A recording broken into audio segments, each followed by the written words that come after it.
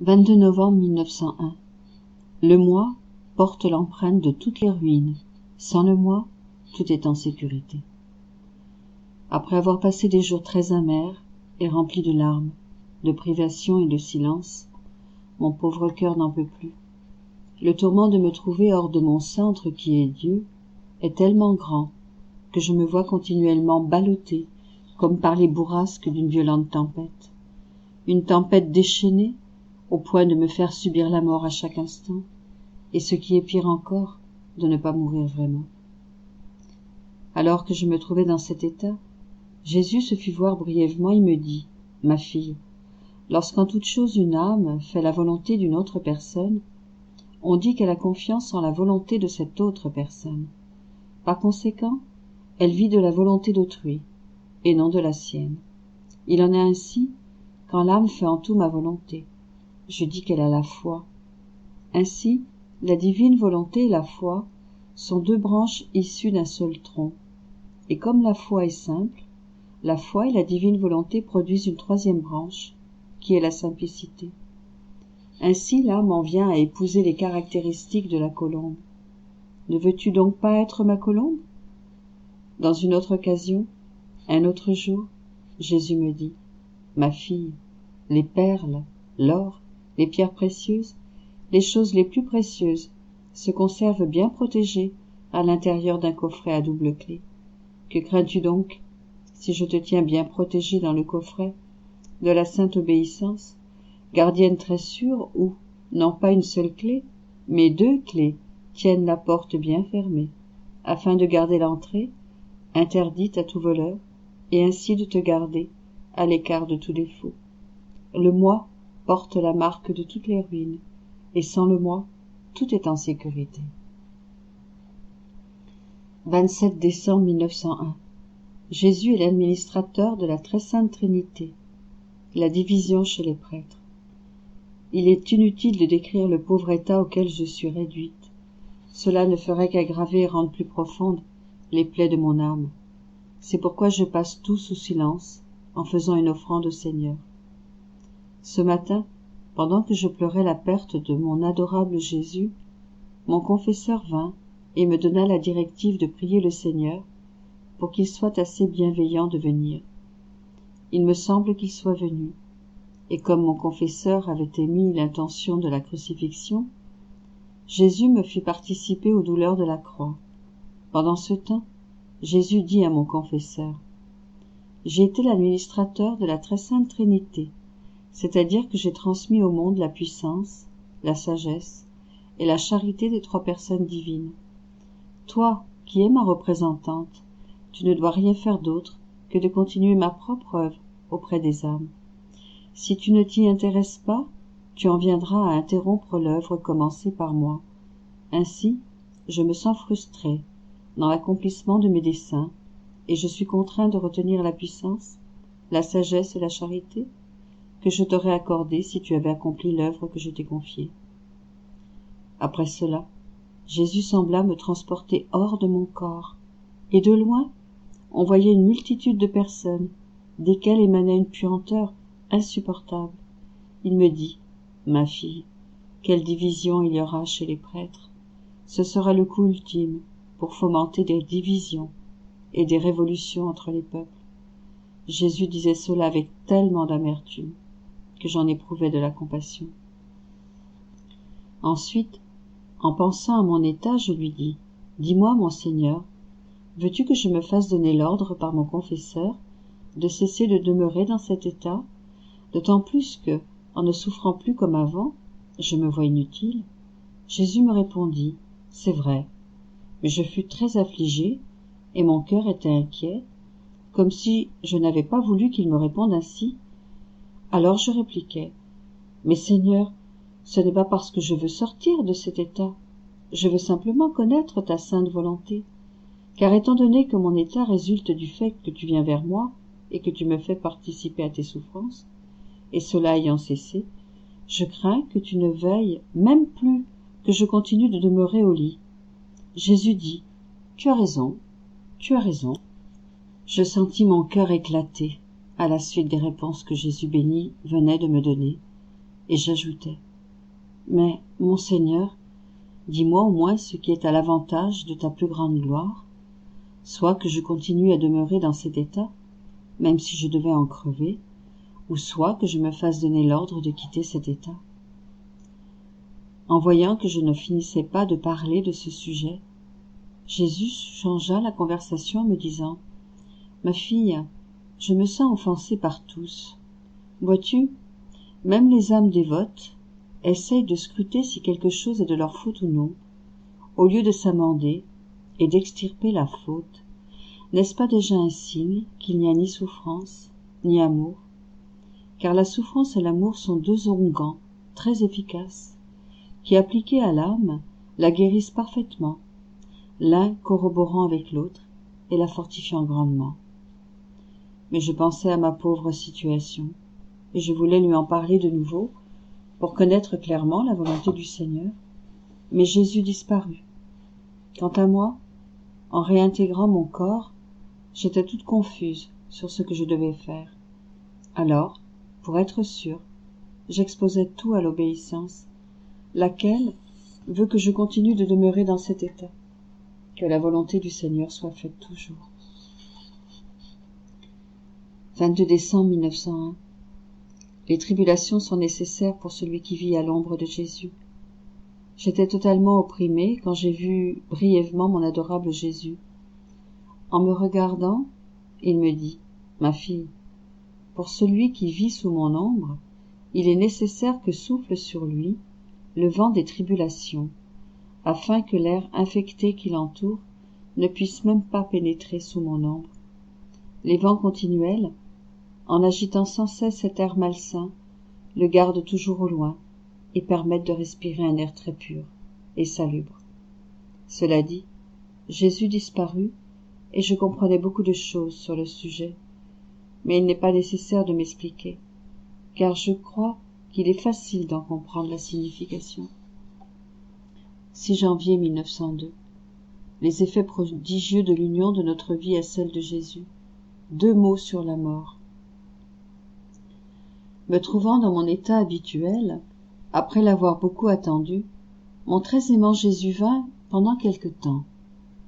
Se plaçant à mes côtés, il me dit: Ma fille, celui qui cherche à se conformer en tout à ma vie ne fait rien d'autre que d'apporter un parfum additionnel et particulier à tout ce que j'ai fait dans ma vie, de façon à parfumer le ciel et toute l'Église.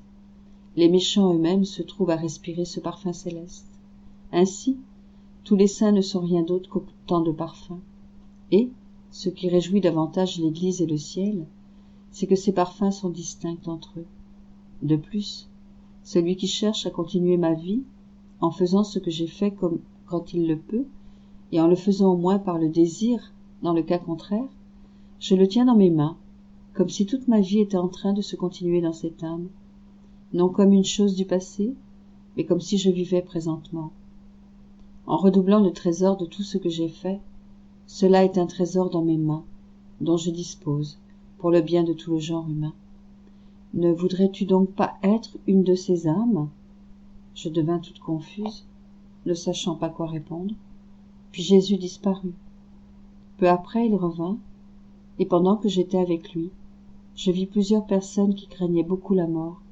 Je dis: Mon aimable Jésus, est-ce une faute chez moi de ne pas craindre la mort, alors que je vois que beaucoup d'autres la craignent?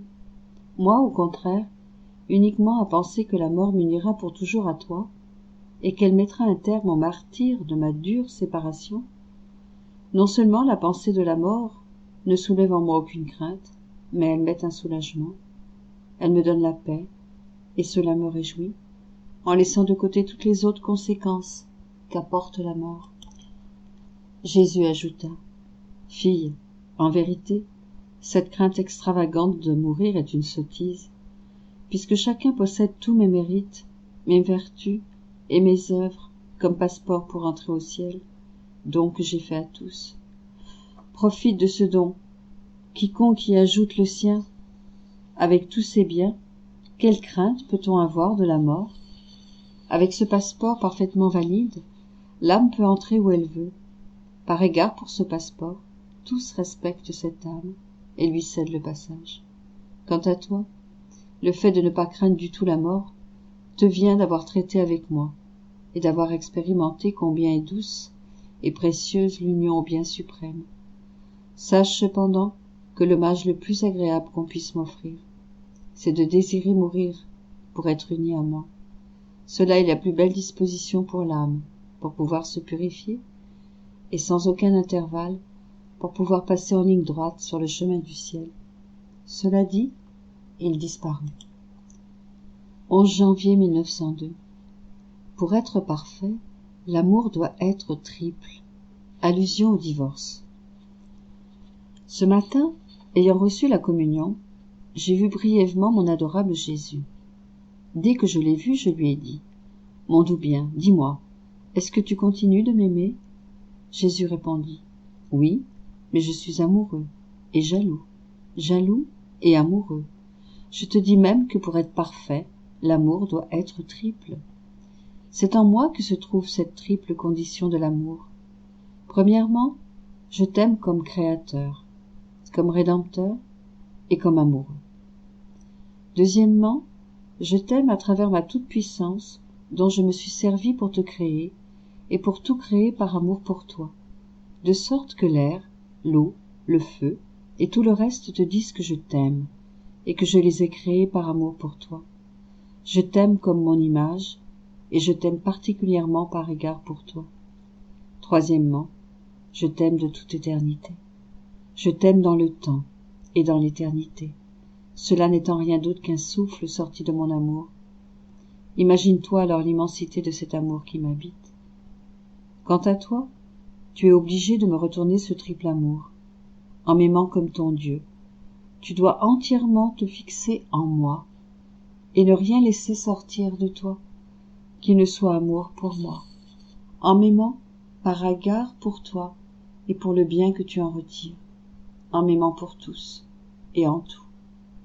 Après cela, Jésus me transporta hors de mon corps et je me suis trouvé au milieu de plusieurs personnes qui disaient : « Si on approuve cette loi, pauvre femme, tout ira mal pour elle. » Tous étaient anxieux d'entendre le pour et le contre. Dans un autre lieu, on voyait beaucoup de personnes en train de discuter, et l'une d'elles prit la parole en réduisant les autres au silence. Après s'être donné beaucoup de mal, elle sortit et dit : « Oui, certainement que nous sommes en faveur de la femme. » En entendant cela, tous ceux qui étaient à l'extérieur se réjouissaient, et ceux qui étaient à l'intérieur étaient confus, de sorte qu'ils n'avaient même pas le courage de sortir. Je crois que cette loi est celle qu'ils appellent la loi du divorce. Je compris qu'ils ne l'avaient pas approuvée. 12 janvier 1902. L'aveuglement des hommes. Jésus parle du divorce. Les contrariétés sont des perles précieuses. Il me semble que mon adorable Jésus continue de venir un peu. Ce matin, en me transportant hors de mon corps, il me fit voir les graves maux de la société. Il me montra aussi ses grandes amertumes et déversa abondamment en moi une partie de ce qui le rendait amer. Ensuite il me dit : « Ma fille, vois-tu un peu où en est arrivé l'aveuglement des hommes ? Ils sont allés jusqu'à vouloir former une loi inique contre eux-mêmes et contre leur propre bien-être social. C'est pourquoi je t'appelle de nouveau, ma fille, à te soumettre aux souffrances, afin que par ton offrande à la justice divine, unie à la mienne, ceux qui doivent combattre cette loi du divorce obtiennent la lumière et la grâce efficace pour arriver à la victoire. Ma fille, je tolérerai qu'ils fassent des guerres et des révolutions, et que le sang de nouveaux martyrs inonde le monde, cela étant un honneur pour moi et mon Église. Mais cette loi brutale est un affront à l'Église, et pour moi, une chose abominable et intolérable. Pendant que Jésus disait cela, j'ai vu un homme qui combattait contre cette loi. Il était fatigué et épuisé, sur le point de se retirer de cette affaire. Alors ensemble, notre Seigneur et moi, nous l'avons encouragé. Cet homme répondit : « Je me vois presque seul à combattre et dans l'impossibilité d'atteindre le but. » Je lui dis : « Courage, car les contrariétés sont autant de perles dont le Seigneur se servira pour t'emmener dans le ciel. Il reprit courage et poursuivit sur cette affaire. Plus tard, je vis un autre homme, tout essoufflé et préoccupé, ne sachant pas quoi décider. Il y avait quelqu'un qui lui disait « Sais-tu ce que tu dois faire? Sors, sors de Rome. » Il répondit « Non, je ne peux pas. J'ai donné ma parole à mon Père. Je donnerai ma vie, mais sortir, non, jamais. » Après, nous nous sommes retirés. Jésus disparut et je me suis retrouvée dans mon corps. 14 janvier 1902. L'âme n'est pas digne de Jésus si elle ne se dépouille pas totalement d'elle-même pour se remplir complètement de lui. En quoi consiste la véritable exaltation? Me trouvant dans mon état habituel, mon adorable Jésus vint et me dit « Ma fille, n'est vraiment digne de moi que celui qui, intérieurement, s'est totalement dépouillé de lui-même et s'est complètement rempli de moi, de sorte qu'il en vienne à être totalement débordant d'amour divin. Ainsi, mon amour arrive à être sa vie, et il m'aime, non pas avec son amour à lui, mais avec mon amour à moi. » Il ajouta « Que signifient ces paroles? Il a déposé les puissants de leur trône, et il a exalté les humbles. » Cela signifie que, en se détruisant totalement elle-même, l'âme se remplit entièrement de Dieu, et, en aimant Dieu par le moyen de Dieu lui-même, elle est habitée par un amour éternel. Cela est la véritable et la plus grande exaltation, et en même temps la véritable humilité. Il ajouta « Le vrai signe pour connaître si l'âme possède cet amour, c'est si elle ne s'occupe de rien d'autre que d'aimer Dieu seul, de le faire connaître et de le faire aimer par tous. » Ensuite Jésus se retira dans mon intérieur, et je l'ai entendu qui priait ainsi. « Trinité toujours sainte et indivisible, je t'adore profondément, je t'aime intensément, je te rends grâce perpétuellement pour tous et dans les cœurs de tous. » C'est ainsi que je passais mon temps. J'entendais presque toujours Jésus prier à l'intérieur de moi, et moi, je priais en union avec lui. 25 janvier 1902. La fièvre de l'amour fait prendre à l'âme son envol vers le ciel. Des reproches de Jésus. Ce matin, après m'être donné beaucoup de peine, mon adorable Jésus est venu. Dès que je le vis, je lui ai dit « Mon bien-aimé, je n'en peux plus. Amène-moi une fois pour toujours avec toi dans le ciel, ou reste pour toujours avec moi sur cette terre. » Il me dit « Laisse-moi voir un peu où en est arrivée la fièvre de ton amour. Comme la fièvre naturelle qui, quand elle arrive à un degré élevé, a la puissance de consumer le corps et de le faire mourir, ainsi, la fièvre de l'amour, lorsqu'elle arrive à un degré très élevé, a la puissance de dissoudre le corps et de faire prendre à l'âme son envol tout droit vers le ciel. » Pendant qu'il disait cela, il prit mon cœur entre ses mains, comme pour l'examiner, et il poursuivit.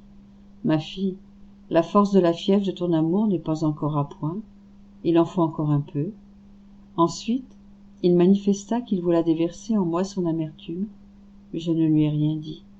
Alors, presque en me grondant, il ajouta doucement. « Ne connais-tu pas ton devoir? La première chose que tu devrais faire lorsque tu me vois, c'est d'observer s'il y a quelque chose en moi qui m'afflige ou me rend amer, et de me prier de déverser cela en toi.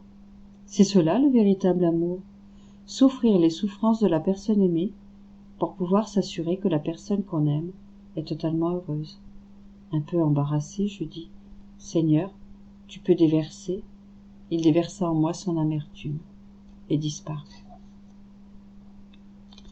26 janvier 1902. La maman reine est enrichie des 3 prérogatives de la très sainte Trinité. Ce matin, me trouvant dans mon état habituel, je vis devant moi une lumière illimitée, et je compris que dans cette lumière se trouvait la très sainte Trinité. En même temps, je vis devant cette lumière la maman reine, tout absorbée dans la très sainte Trinité. Elle absorbait en elle les 3 personnes divines, de telle sorte qu'elle était enrichie des 3 prérogatives de la très sainte Trinité, à savoir la puissance, la sagesse et la charité. Et comme Dieu aime le genre humain comme étant une partie de lui-même, une parcelle sortie de lui, Il désire ardemment que cette partie de lui-même revienne en lui. La maman reine, en participant à ce désir, aime le genre humain d'un amour ardent. Pendant que j'absorbais cela, j'ai vu mon confesseur. J'ai prié la très sainte Vierge d'intervenir en sa faveur auprès de la très sainte Trinité. D'une inclination de la tête, elle manifesta son accord. Elle porta ma prière devant le trône de Dieu, et j'ai vu que du trône divin sortait un flot de lumière couvrant totalement mon confesseur. Après, je me suis retrouvée dans mon corps. 3 février 1902. Louisa offre sa vie pour que la loi du divorce ne soit pas approuvée. Étant dans mon état habituel, je me suis retrouvée hors de mon corps avec l'adorable enfant Jésus dans les bras. Il commença par déverser en moi un peu de son amertume, puis il feignit de s'en aller. En l'étreignant, je lui dis : « Mon cher, toi la vie de ma vie, que fais-tu ? Tu veux t'en aller ? Et moi, que vais-je faire ? Ne vois-tu pas que lorsque je suis privée de toi, c'est pour moi une mort continuelle ? D'ailleurs, ton cœur, qui est la bonté même, n'aura pas le courage de faire cela. Quant à moi, jamais je ne te laisserai partir. » Je l'étreignis fortement, comme si mes bras étaient devenus des chaînes. Alors, ne pouvant se dégager, il resta avec moi, taciturne. En voyant les maux de la société augmenter, je lui dis : « Mon doux bien, dis-moi, qu'en est-il de cette loi du divorce dont il parle ?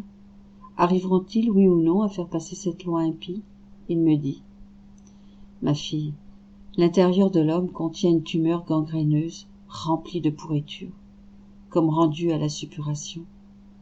Ne pouvant plus contenir cette tumeur à l'intérieur, il veut lui faire une incision, non pas pour se guérir, mais pour faire en sorte qu'une partie de cette pourriture puisse sortir à l'extérieur, pour contaminer et infecter toute la société. Mais le soleil divin, comme s'il nageait au milieu de la société, s'écrie continuellement en disant : « Ô homme, ne te souviens-tu pas de quelle source de pureté tu es sorti ? Que dans une aura de lumière, je te rappelais sur ton chemin ? Non seulement tu es contaminé, mais tu veux même agir contre nature, en voulant presque donner une autre forme à la nature que je t'ai donnée, que j'ai établie de cette manière pour toi. » Ensuite, Jésus me dit tellement d'autres choses que je ne peux les décrire. Il parlait avec tellement d'amertume que, ne pouvant continuer de le voir dans cet état, j'ai dit : « Seigneur, retirons-nous d'ici.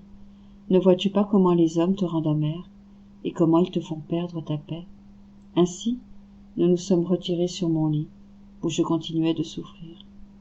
En voulant soulager mon bon Jésus, je lui dis : « Si cela t'afflige tellement de voir les hommes faire cela, je t'offre ma vie pour souffrir n'importe quelle souffrance, afin de pouvoir obtenir qu'ils n'arrivent pas à faire ce mal, et pour faire en sorte que, d'aucune façon, mon offrande ne soit rejetée. Je l'unis à ton sacrifice. » Pendant que je disais cela, il me sembla que le Seigneur présentait mon offrande à la divine justice. Ensuite, il disparut et je me suis retrouvée dans mon corps. Il me semble que les hommes veulent à n'importe quel prix faire passer au moins quelques articles de cette loi, ne pouvant pas obtenir qu'elle soit approuvée en entier, comme ils le veulent tant. 8 février 1902. But de la Passion de Jésus. Ce matin, mon adorable Jésus est venu et m'a fait participer à une partie de sa passion. Pendant que je souffrais, le Seigneur, pour m'encourager, me dit : « Ma fille, le premier but de ma passion était de procurer gloire, louange, honneur, action de grâce et réparation à la divinité. Le second était le salut des âmes et l'obtention de toutes les grâces nécessaires pour atteindre ce but. » La personne qui participe aux souffrances de ma passion porte en elle non seulement les mêmes intentions que moi, mais elle épouse la forme de mon humanité. Et comme mon humanité est unie à ma divinité, l'âme qui participe à mes souffrances est elle aussi en contact avec ma divinité et peut obtenir ce qu'elle veut. Ces souffrances sont comme des clés pour ouvrir les trésors divins, et cela aussi longtemps qu'elle vit ici-bas, et une gloire particulière lui est réservée dans le ciel. une gloire provenant de mon humanité et de ma divinité, et qui la fait participer à ma propre lumière et à ma propre gloire. En plus, une gloire toute spéciale s'ensuit pour toute la cour céleste, gloire provenant de cette âme à cause de ce que je lui ai communiqué. Plus les âmes se seront assimilées à moi dans les souffrances, plus de lumière et de gloire jaillira de la divinité, gloire à laquelle participera toute la cour céleste. Que soit toujours béni le Seigneur, et que tout soit pour sa gloire et son honneur. 9 février 1902. Jésus se met à la disposition de Louisa. Elle lui demande que la loi du divorce ne soit pas approuvée. Ce matin, mon très doux Jésus est venu et m'a fait participer à ses souffrances en abondance, tellement que je me sentais comme si j'allais mourir. Pendant que je me sentais ainsi, Jésus béni, attendri et touché de me voir souffrir, entra dans mon intérieur et, croisant les bras, il me dit « Ma fille, puisque tu as été à ma disposition pour souffrir, en retour, moi aussi je me mets à ta disposition. Dis-moi ce que tu veux que je fasse. Je suis prêt à faire ce que tu veux. » Alors, me souvenant combien cela lui déplairait que les hommes approuvent la loi du divorce et les maux qui en adviendraient pour la société, je lui dis « Mon doux bien, puisque tu as la bienveillance de te mettre à ma disposition, je veux qu'avec ta toute-puissance, tu opères un prodige qui, en enchaînant la volonté des créatures, les empêche de confirmer cette loi. » Il me sembla que le Seigneur allait accepter ma proposition. Il me dit « Presque toutes les victimes qui ont vécu sur la terre et qui maintenant se trouvent au ciel possèdent quelques étoiles très resplendissantes à leur couronne, lesquelles se distinguent très bien là où elles se trouvent dans le ciel. Ces étoiles correspondent à la grande gloire qu'elles ont procurée à Dieu, de même qu'au grand bien qu'elles ont procuré à l'humanité. Tu veux que j'opère un prodige pour que cette loi du divorce ne soit pas approuvée, laquelle on ne pourrait empêcher autrement? Eh bien, par amour pour toi, je ferai ce prodige. Ce sera l'étoile la plus éclatante qui resplendira ta couronne. Tu recevras cette étoile pour avoir empêché par tes souffrances que ma justice, en ces tristes temps, permette aux hommes d'ajouter ce mal à toutes les autres infamies qu'ils commettent. Peut-on donner une plus grande gloire à Dieu et un plus grand bien aux hommes? 17 février 1902. Jésus explique à Louisa ce qu'est la mort. Ce matin, après avoir longuement attendu, j'ai finalement trouvé mon très doux Jésus. En me querellant avec lui, je lui ai dit « Mon bien-aimé, pourquoi me fais-tu tant attendre? Ne sais-tu donc pas que sans toi je ne peux pas vivre, que mon âme éprouve une mort continuelle ?» Il me répondit « Ma bien-aimée, chaque fois que tu me cherches, tu te disposes à mourir. En réalité, qu'est-ce que la mort, sinon l'union stable et permanente avec moi? Telle a été ma vie, une mort continuelle par amour pour toi. Et cette mort continuelle a été la préparation au grand sacrifice de mourir sur la croix pour toi. Sache que celui qui vit dans mon humanité et qui se nourrit des œuvres de mon humanité forme de lui-même un grand arbre plein de fleurs et de fruits abondants, ces fruits constituant la nourriture de Dieu et de l'âme. En contrepartie, celui qui vit en dehors de mon humanité, ses œuvres sont odieuses à Dieu et infructueuses pour lui-même. Après cela, le Seigneur déversa en moi un abondant mélange d'amertume et de douceur. Ensuite, Jésus et moi, nous nous sommes déplacés quelque temps au milieu des gens, mais je ne pouvais pas détacher mes yeux du visage de mon bien-aimé Jésus. En voyant cela, il me dit « Ma fille, celui qui se laisse séduire par les œuvres du Créateur délaisse les œuvres des créatures. » Ensuite, il disparut, et je me suis retrouvée en mon corps. 19 février 1902. L'âme est comme une toile qui reçoit l'image de Dieu. Me trouvant dans mon état habituel, mon adorable Jésus se fit voir en train de dormir à l'intérieur de moi, pendant que s'échappaient de lui beaucoup de rayons lumineux dorés. J'étais content de le voir, mais en même temps mécontent de ne pas pouvoir entendre la douceur et la suavité de sa voix créatrice. Après un bon moment, il est revenu et, voyant mon mécontentement, il me dit « Ma fille, dans mon ministère public, L'usage de ma voix était nécessaire pour me faire entendre, mais, dans mon ministère privé, mon unique présence suffit pour tout, car, me voir et comprendre l'harmonie de mes vertus, pour les recopier en soi, c'est la même chose. Par conséquent, l'attention de l'âme doit être de me regarder, et de se conformer en tout aux opérations intérieures du Verbe. Quand j'attire l'âme à moi, au moins pendant le temps où je la garde en ma présence, on peut dire qu'elle vit la vie divine. Ma lumière est comme un pinceau, mes vertus fournissent les différentes couleurs, et l'âme est comme une toile recevant l'image de Dieu. Il en est comme pour les monts élevés. Plus ils sont élevés, plus ils laissent tomber vers le bas, avec impétuosité, une pluie abondante. Ainsi, en ma présence, l'âme se met dans l'état qui lui convient, c'est-à-dire au bas, dans le néant, au point de se sentir anéantie. Alors, la divinité fait pleuvoir sur elle la grâce par torrent, au point de l'inonder, la transformant en la divinité elle-même. C'est pourquoi tu dois être contente de tout, contente si je parle et contente si je ne parle pas. Pendant qu'il disait cela, je me suis sentie comme submergée en Dieu, et après, je me suis retrouvée dans mon corps. 21 février 1902. Les paroles de Jésus sont simples, de façon à se faire comprendre par les savants et les ignorants. Les prédicateurs de ces temps-ci utilisent tellement de tours et de détours dans leurs sermons que les gens restent à jeun et ennuyés. On voit que ces prédicateurs ne puisent pas à la source divine. Je me trouvais dans mon état habituel quand mon adorable Jésus se montra dans mon intérieur en situation de repos. Alors, il reçut une offense qu'il ne pouvait supporter. Comme s'il se réveillait, il me dit « Ma fille, sois patiente et permets-moi de déverser en toi cette amertume qui m'empêche de trouver le repos. » En disant cela, il déversa en moi ce qui le rendait amer, puis il prit son aspect doux, de façon à pouvoir se reposer.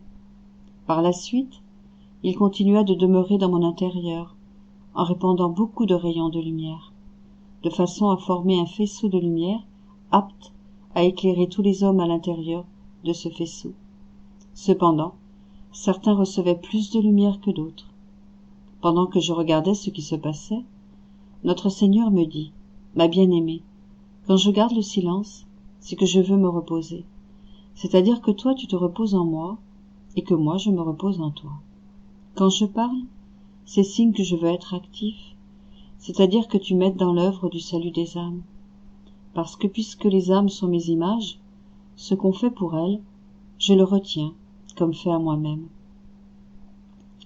Pendant qu'il disait cela, je vis plusieurs prêtres, et Jésus sembla se plaindre à leur sujet. Il dit « Mes paroles ont toujours été simples, si simples qu'elles se laissent comprendre par les savants et les ignorants, comme on peut le voir clairement dans le Saint Évangile.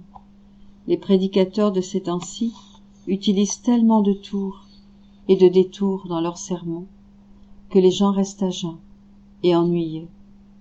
On voit que ces prédicateurs ne puisent pas la parole à la source qui jaillit de moi. 24 février 1902. La maman reine parle à Louisa de ses souffrances. Jésus continue de parler sur le divorce. Alors que j'étais dans mon état habituel, la reine mère est venue et m'a dit « Ma fille, comme disent les prophètes, mes souffrances ont été un océan de douleur, mais dans le ciel, mes douleurs se sont transformées en un océan de gloire. De chacune de mes souffrances a jailli un trésor de grâce, alors que sur la terre, on m'appelle l'étoile de la mer, laquelle guide au port en toute sécurité. Au ciel, on m'appelle l'étoile de la lumière, pour tous les bienheureux, par le fait qu'ils sont recréés par cette lumière produite par mes souffrances.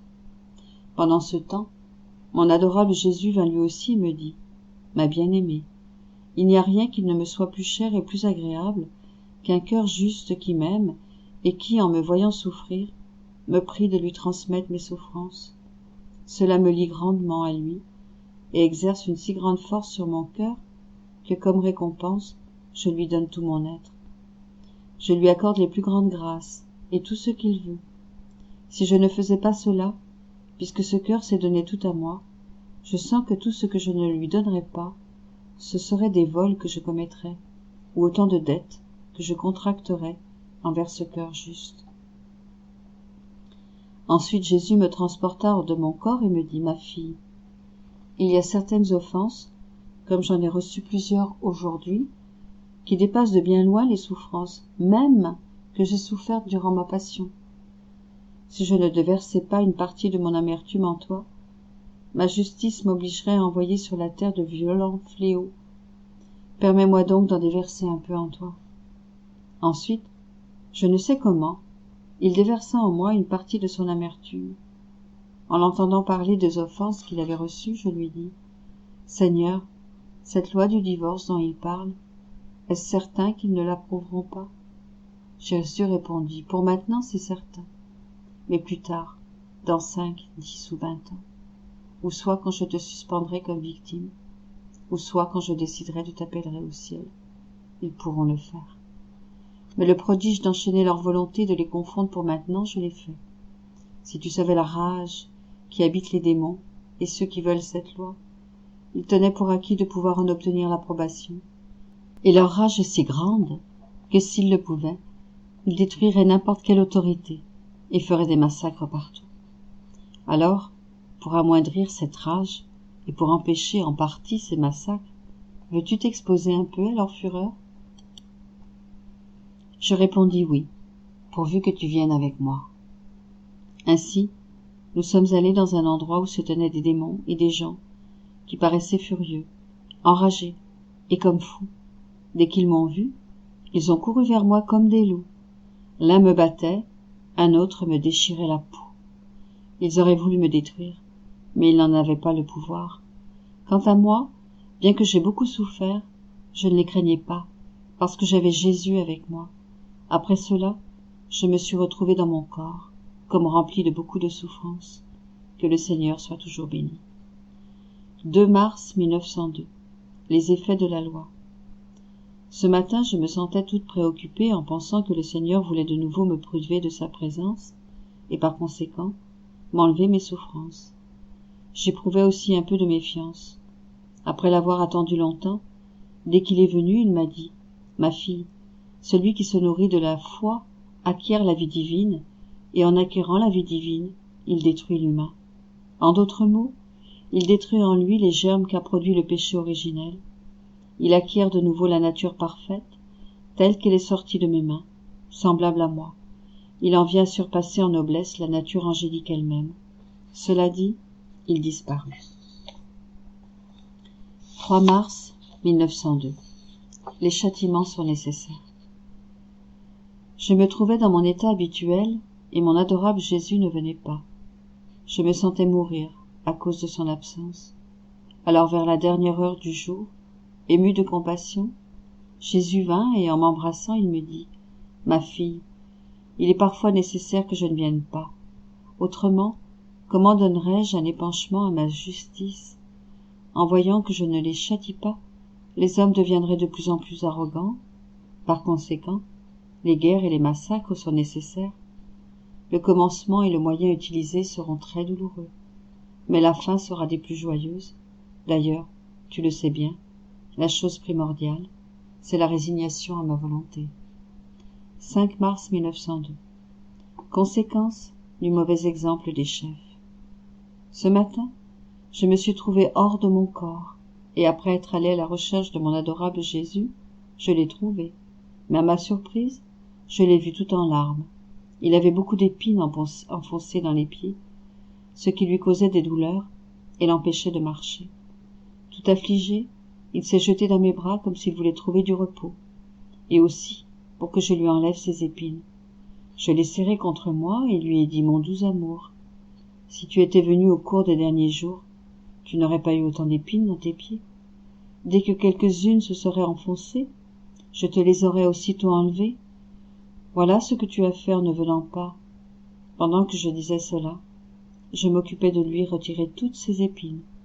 Les pieds de Jésus béni ruisselaient de sang, et il souffrait d'intenses douleurs. Après cela, comme s'il avait repris des forces, il voulut déverser en moi son amertume. Plus tard, il me dit, « Ma fille, que de corruption parmi les populations. Que de sentiers tordus elle parcourt. C'est le mauvais exemple des chefs qui a eu une influence sur elle. Lorsque quelqu'un possède une autorité, si petite qu'elle soit, l'esprit de désintéressement doit être la lumière qui le guide.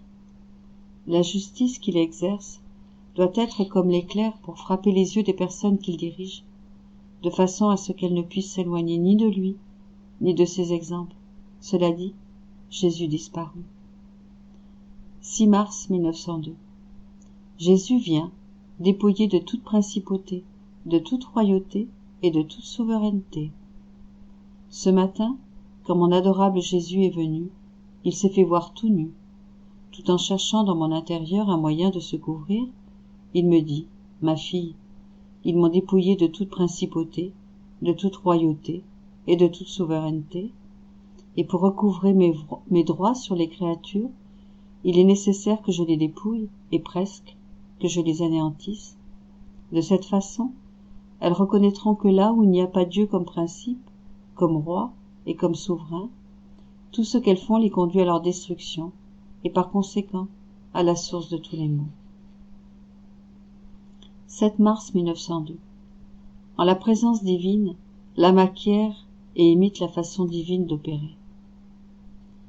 Je me trouvais dans mon état habituel et, dès que je vis mon aimable Jésus, il me dit, « Ma fille, quand j'attire une âme en ma présence, elle reçoit le bienfait d'acquérir et d'imiter ma façon divine d'opérer. Quand cette âme traite ensuite avec les créatures, ces dernières ressentent la force de l'agir divin que possède cette âme. Après cela, j'éprouvais une certaine crainte, c'est-à-dire que je me demandais si ces choses que je fais en mon intérieur sont agréables ou non au Seigneur. Jésus me dit, « Pourquoi crains-tu alors que ta vie est greffée sur la mienne? D'ailleurs, tout ce que tu fais dans ton intérieur y a été infusé par moi. Souvent j'ai fait ces choses avec toi, en te suggérant la façon de les faire, pour qu'elles me soient agréables. D'autres fois, j'appelais les anges, et avec toi, ils ont fait ce que tu faisais dans ton intérieur. Cela signifie que j'apprécie ce que tu fais, en accord avec ce que je t'ai enseigné. Par conséquent, continue et ne crains pas. Ainsi, je suis demeuré calme. 10 mars 1902. La souffrance de l'amour est plus terrible que la souffrance de l'enfer. Me trouvant dans mon état habituel, je me sentis hors de mon corps. Je me suis mise à la recherche de mon adorable Jésus, et je ne le trouvais pas. Je recommençai mes recherches en pleurant, mais en vain. Je ne savais plus quoi faire. Mon pauvre cœur vivait l'agonie. Il souffrait une douleur si aiguë que je ne peux pas la décrire. Je peux seulement dire que je ne sais pas comment je suis restée vivante. Pendant que je me trouvais dans cette situation douloureuse, j'étais toujours à la recherche de Jésus, car j'étais incapable de m'arrêter un instant, de le chercher. Finalement, je l'ai trouvé et lui ai dit, « Seigneur, comment peux-tu être si cruel avec moi? Vois si ce sont des souffrances que je peux tolérer. » Puis totalement épuisée, je me suis abandonnée dans ses bras. Plein de compassion, Jésus me regarda et me dit, « Ma fille bien-aimée, tu as raison. Calme-toi, car je suis avec toi, et je ne te laisserai pas.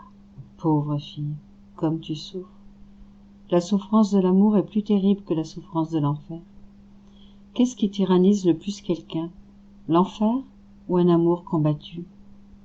Si tu savais combien je souffre de te voir, à cause de moi, tyrannisée par cet amour, pour ne pas me faire autant souffrir, tu devrais demeurer plus calme lorsque je te prive de ma présence. Imagine-toi ceci. Si je souffre beaucoup de voir souffrir celui qui ne m'aime pas et qui m'offense, combien plus je souffre de voir souffrir celui qui m'aime. » Tout ému d'entendre cela, je dis, « Seigneur, lorsque tu ne viens pas, dis-moi au moins si tu veux que je m'efforce de sortir de cet état, sans attendre que mon confesseur vienne. » Jésus répondit, « Non, je ne veux pas que tu sortes de cet état, avant que ton confesseur vienne. Abandonne toute crainte.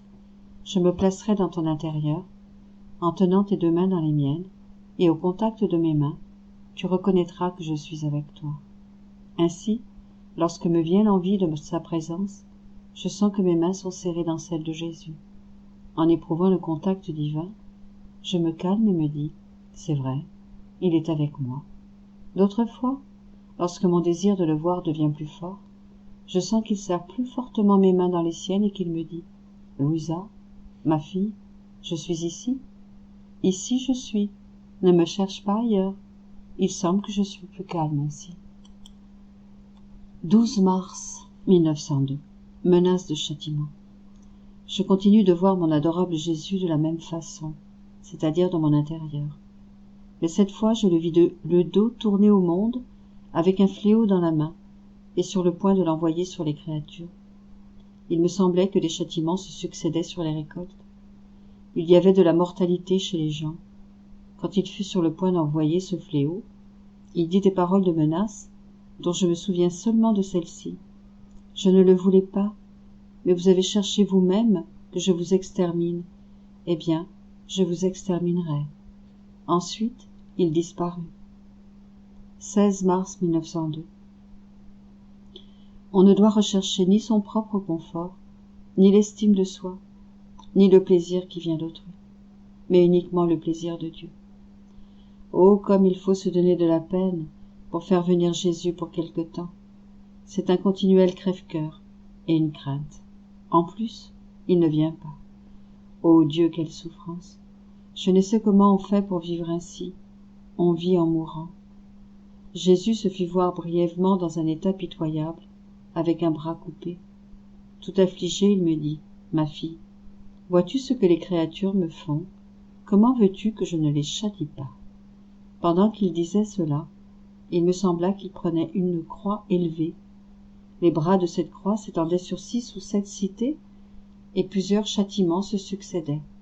J'ai beaucoup souffert en voyant cela. Jésus, qui voulait me distraire de cette souffrance, me dit, « Ma fille, tu souffres beaucoup lorsque je te prive de ma présence. Par nécessité, il faut que cela t'arrive, parce que, en ayant été pendant si longtemps en contact avec la divinité, tu as goûté au plaisir de la lumière divine. Plus quelqu'un a goûté à la lumière, plus fortement il ressent son absence. Il éprouve les ennuis, la gêne et les souffrances qu'apportent avec elles les ténèbres. Ensuite, il dit, « Cependant, la chose principale pour chacun, c'est que dans toutes ses pensées, ses paroles et ses œuvres, il ne recherche pas son propre confort, ni l'estime de soi, ni le plaisir qui vient d'autrui, mais uniquement le plaisir de Dieu. » 18 mars 1902. Une âme qui s'inquiète fait souffrir Jésus. Ce matin, je me sentais inquiète à cause de l'absence de mon adorable Jésus. Au moment de la communion, dès que Jésus vint dans mon cœur, je me suis mise à dire des stupidités. M'en doute bien, il n'est pas question de demeurer calme lorsque tu ne viens pas. Lorsque tu me vois calme, tu en abuses, et cela ne te donne même pas la pensée de venir. Par conséquent, il est nécessaire de faire des sottises, autrement on n'obtient aucun résultat. En m'entendant, Jésus remua dans mon intérieur et se fit voir en train de sourire. Comme il entendait mes sottises, il me dit, « Toi alors, tu veux vraiment que je souffre, car tu sais que si tu es inquiète, je souffre davantage. Ne pas chercher à rester calme, c'est la même chose que de vouloir me faire souffrir davantage. Quant à moi, stupide comme j'étais, je dis, il vaut mieux que tu souffres, parce qu'à travers ta propre souffrance, tu auras plus de compassion pour ma souffrance. D'ailleurs, la souffrance qui te vient du péché, c'est celle-là qui est mauvaise. Il suffit que ce que tu souffres ne soit pas ce genre de souffrance. » Jésus répondit, « Mais, si je viens, tu me contrains à ne pas envoyer de châtiment, alors qu'ils sont tellement nécessaires. Tu devrais donc te conformer à moi, en voulant ce que je veux. » Alors, me souvenant de ce que j'avais vu au cours des jours passés, je dis, « De quel châtiment parles-tu? De ceux où tu veux faire mourir les gens? Fais-les mourir. Ils doivent un jour aller vers toi, et vers leur propre patrie, pourvu que tu les sauves. Ce que je veux, c'est que tu les libères des maux contagieux. » Le Seigneur ignora mes paroles et disparut. Quand il revint, il se fit voir toujours avec le dos tourné au monde. Malgré tous mes efforts, je n'ai pas réussi à le faire regarder dans la direction du monde. Quand j'ai voulu le contraindre par la force, il m'a dit « Ne me force pas, autrement tu me contraindras à te priver de ma présence. » Alors, je suis restée avec un certain remords à cause de mes paroles. Je me sentais comme ayant commis beaucoup de fautes. 19 mars 1902. Les créatures se sont corrompues par leur propre volonté. Jésus ne veut pas avoir compassion d'elles. Je continue toujours d'éprouver un certain remords. Pourtant, le Seigneur continue de venir, et moi, en voulant réparer ce que j'ai fait hier, je lui dis « Seigneur, allons voir ce que font les créatures. Elles sont tes images. Ne veux-tu pas avoir compassion d'elles ?» Jésus répondit « Non, non, je ne veux pas aller. Elles se sont corrompues par leur propre volonté. Je permettrai que ce qui sert à leur nourriture serve à les affecter. Toi, si tu veux aller pour les aider, les réconforter, faire quelque chose, vas-y. Moi, non. » Ainsi, j'ai laissé mon bien-aimé Jésus, et je suis allée au milieu des créatures. J'ai aidé quelqu'un à bien mourir. Ensuite, j'ai vu d'où venait l'air infect, et j'ai fait plusieurs pénitences pour l'éloigner. Après, je suis revenue en mon corps. Mon Jésus béni continua de se faire voir, mais en silence. 23 mars 1902. Le soutien de la vraie sainteté, c'est la connaissance de soi. Après que je me sois donné beaucoup de mal, mon très doux Jésus vint et me dit « Ma fille, le soutien de la vraie sainteté, c'est la connaissance de soi. » Je répondis « Vraiment ?» Il me dit « Certainement, car la connaissance de soi détache l'âme d'elle-même qui finit par s'appuyer totalement sur la connaissance qu'elle acquiert de Dieu. Ainsi, lorsqu'il ne reste plus rien de son être propre, de son moi, son œuvre est celle de Dieu lui-même. » Il ajouta « Quand l'âme s'imprègne, se préoccupe entièrement de Dieu et de tout ce qui lui appartient, Dieu se communique totalement à elle. Si au contraire, l'âme s'occupe tantôt de Dieu et tantôt d'autre chose, Dieu ne se communique à elle que partiellement. 27 mars 1902. À propos de la justice. Me trouvant hors de mon corps, je me suis mise à la recherche de mon très doux Jésus, et pendant que je me déplaçais, je l'ai aperçu dans les bras de la Reine-Mère.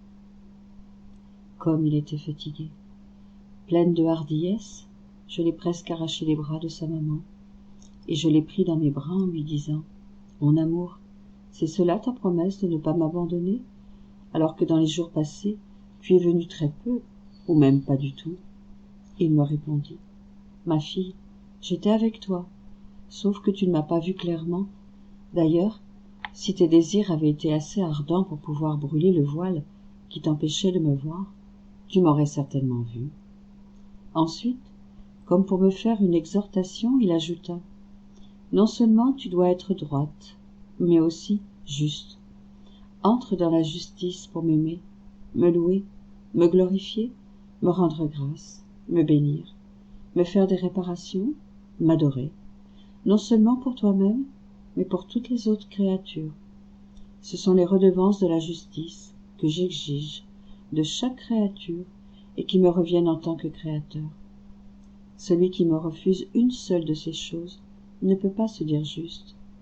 Pense donc à accomplir ton devoir de justice. Dans la justice, tu trouveras le commencement et l'aboutissement de la sainteté.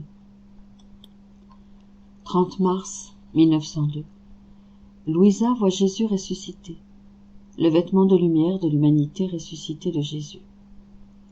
Ce matin, me trouvant hors de mon corps, je vis brièvement mon adorable Jésus au moment de sa résurrection. Il était revêtu d'un vêtement de lumière resplendissante, tellement que le soleil était obscurci devant cette lumière. Je fus enchantée, je dis « Seigneur, je ne suis pas digne de toucher ton humanité glorifiée. Laisse-moi au moins toucher ton vêtement. » Jésus me répondit « Ma bien-aimée, que dis-tu? Après être ressuscité, je n'ai plus eu besoin de vêtements matériels. Mes vêtements sont maintenant de soleil, de lumière très pure, qui couvre mon humanité. Cette humanité qui resplendira éternellement en donnant une joie indicible à tous les sens des bienheureux dans le ciel. Cela a été concédé à mon humanité, parce qu'il n'y a pas une partie de mon humanité qui n'a pas été couverte d'opprobre, de douleur et de plaies. Cela dit, Jésus disparut sans laisser de traces, ni de son humanité, ni de ses vêtements. En d'autres mots, pendant que je voulais prendre ses vêtements sacrés entre mes mains, ils m'échappaient, et je ne les trouvais pas. 4 avril 1902. En détruisant les biens moraux, on détruit aussi les biens physiques et temporels. Pendant que je demeure dans mon état habituel, mon adorable Jésus vient, mais presque toujours en silence, ou, pour être plus exact, il me dit des choses concernant la vérité. Il arrive que, aussi longtemps que le Seigneur est présent, je comprenne les paroles qu'il me dit, et il me semble que je saurais les répéter. Mais quand Jésus disparaît, cette lumière de vérité qui m'est infusée, je sens qu'elle m'est retirée, et je ne peux rien dire. Ce matin, j'ai dû me donner beaucoup de peine à attendre Jésus, et quand il est venu, il m'a transporté hors de mon corps, en se montrant très indigné. Pour l'apaiser, j'ai fait plusieurs actes de repentir, mais cela ne semblait pas lui plaire du tout. Je m'efforçais de varier les actes de repentir. Qui sait si quelque acte pourrait lui plaire? À la fin, je lui dis, « Seigneur, je me repens des offenses faites par moi et par toutes les créatures de la terre. Je me repens uniquement parce que nous t'avons offensé, toi, le bien suprême. Alors que tu mérites l'amour, nous avons osé t'offenser. » Il m'a semblé que ces dernières paroles plurent au Seigneur et qu'il a amoindri son indignation. Après cela, il me transporta au milieu d'une route où se tenaient 2 hommes, en forme de bêtes, totalement occupés à détruire toutes sortes de biens moraux. Ils me semblaient forts comme des lions et enivrés de passion. Ils semaient la terreur et l'épouvante.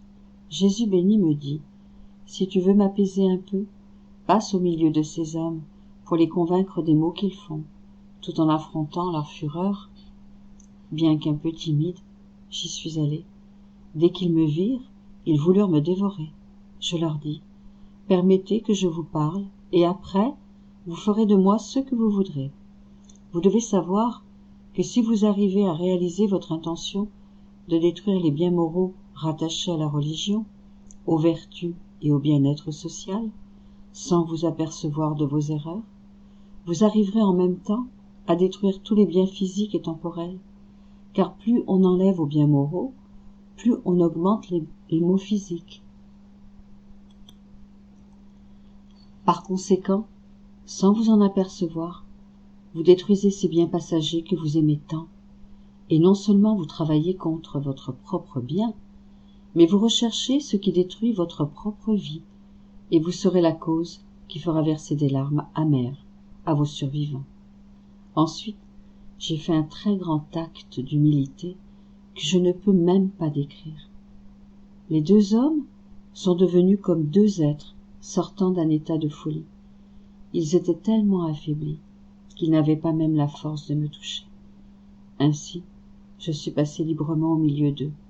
J'ai compris qu'aucune force ne peut résister à la raison et à l'humilité. 16 avril 1902. La façon de réprimer les passions, contrôle des premiers mouvements de l'âme. Ce matin, mon adorable Jésus ne venait pas. Alors j'ai dit, qu'est-ce qu'il me reste à faire dans cet état, si l'objet qui me tenait ravi ne vient plus? Il vaut mieux que j'y mette un terme, une fois pour toutes. Pendant que je disais cela, mon doux Jésus est venu brièvement et m'a dit, « Ma fille, le point essentiel est de réprimer les premiers mouvements. Si l'âme est attentive à faire cela, tout ira bien. Mais si elle ne le fait pas, les passions monteront à la surface et elles nuiront à la force divine qui, comme une barrière, entoure l'âme pour la garder bien protégée et pour éloigner ses ennemis qui cherchent toujours à lui tendre des pièges et à lui nuire. Dès que l'âme se rend compte d'un premier mouvement, si elle entre en elle-même, s'humilie, se repent, et avec courage y renonce, la force divine encercle l'âme de nouveau. Si au contraire, elle n'y renonce pas, les barrières de la force divine étant rompues, l'âme ouvre la porte à tous les vices. Par conséquent, Sois attentive aux premiers mouvements, aux pensées et aux paroles qui ne sont pas droites et saintes, si tu veux que la force divine ne te laisse pas seul un seul instant.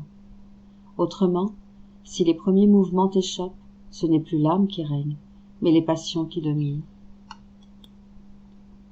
25 avril 1902. La croix est sacrement.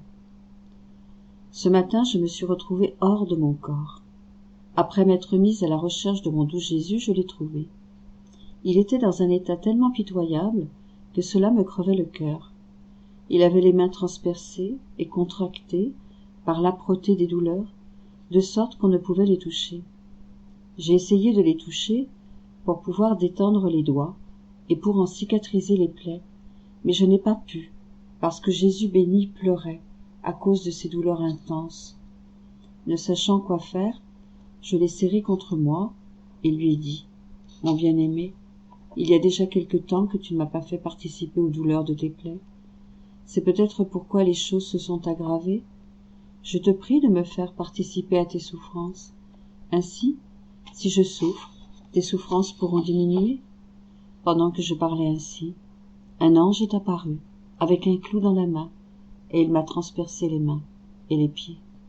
Au moment où il enfonçait le clou dans mes mains, les doigts de mon cher Jésus se décontractaient, et ses plaies se cicatrisaient. Pendant que je souffrais, le Seigneur me dit « Ma fille, la croix est sacrement. Chacun des sacrements produit ses effets spéciaux. Celui-ci enlève le péché, celui-là confère la grâce, celui-ci unit à Dieu, celui-là donne la force, et beaucoup d'autres effets. Seule la croix unit tous ces effets ensemble, en les reproduisant dans l'âme, avec une telle efficacité qu'elle peut, en très peu de temps, rendre l'âme semblable à l'original d'où elle est sortie. Ensuite, comme si Jésus avait voulu prendre du repos, il s'est retiré dans mon intérieur. 29 avril 1902. Celui qui veut Dieu dans sa totalité doit se donner totalement à Dieu. Ce matin, mon adorable Jésus est venu pendant quelque temps. Il m'a dit « Ma fille, celui qui veut Dieu dans sa totalité doit se donner totalement à Dieu. » Ensuite, il s'est enfermé en moi sans rien dire de plus. Alors, en le voyant tout près de moi, je lui ai dit « Seigneur, aie compassion de moi. Ne vois-tu pas comment tout est aride et desséché dans mon âme? Il me semble que je suis devenue totalement sèche. C'est comme si je n'avais jamais reçu une goutte de pluie. » Jésus me répondit « C'est mieux ainsi. Ne sais-tu pas que plus les bûches sont sèches, plus le feu les dévore facilement, et plus vite il les convertit en feu? Il suffit d'une seule étincelle pour les allumer. Mais si les bûches sont pleines de sève et ne sont pas bien séchées, il faut un grand feu pour les embraser et beaucoup de temps pour les transformer en feu. Il en est ainsi dans l'âme. Lorsque tout y est sec, il ne suffit que d'une seule étincelle pour la transformer totalement en un feu d'amour divin. Je lui dis « Seigneur, tu te moques de moi.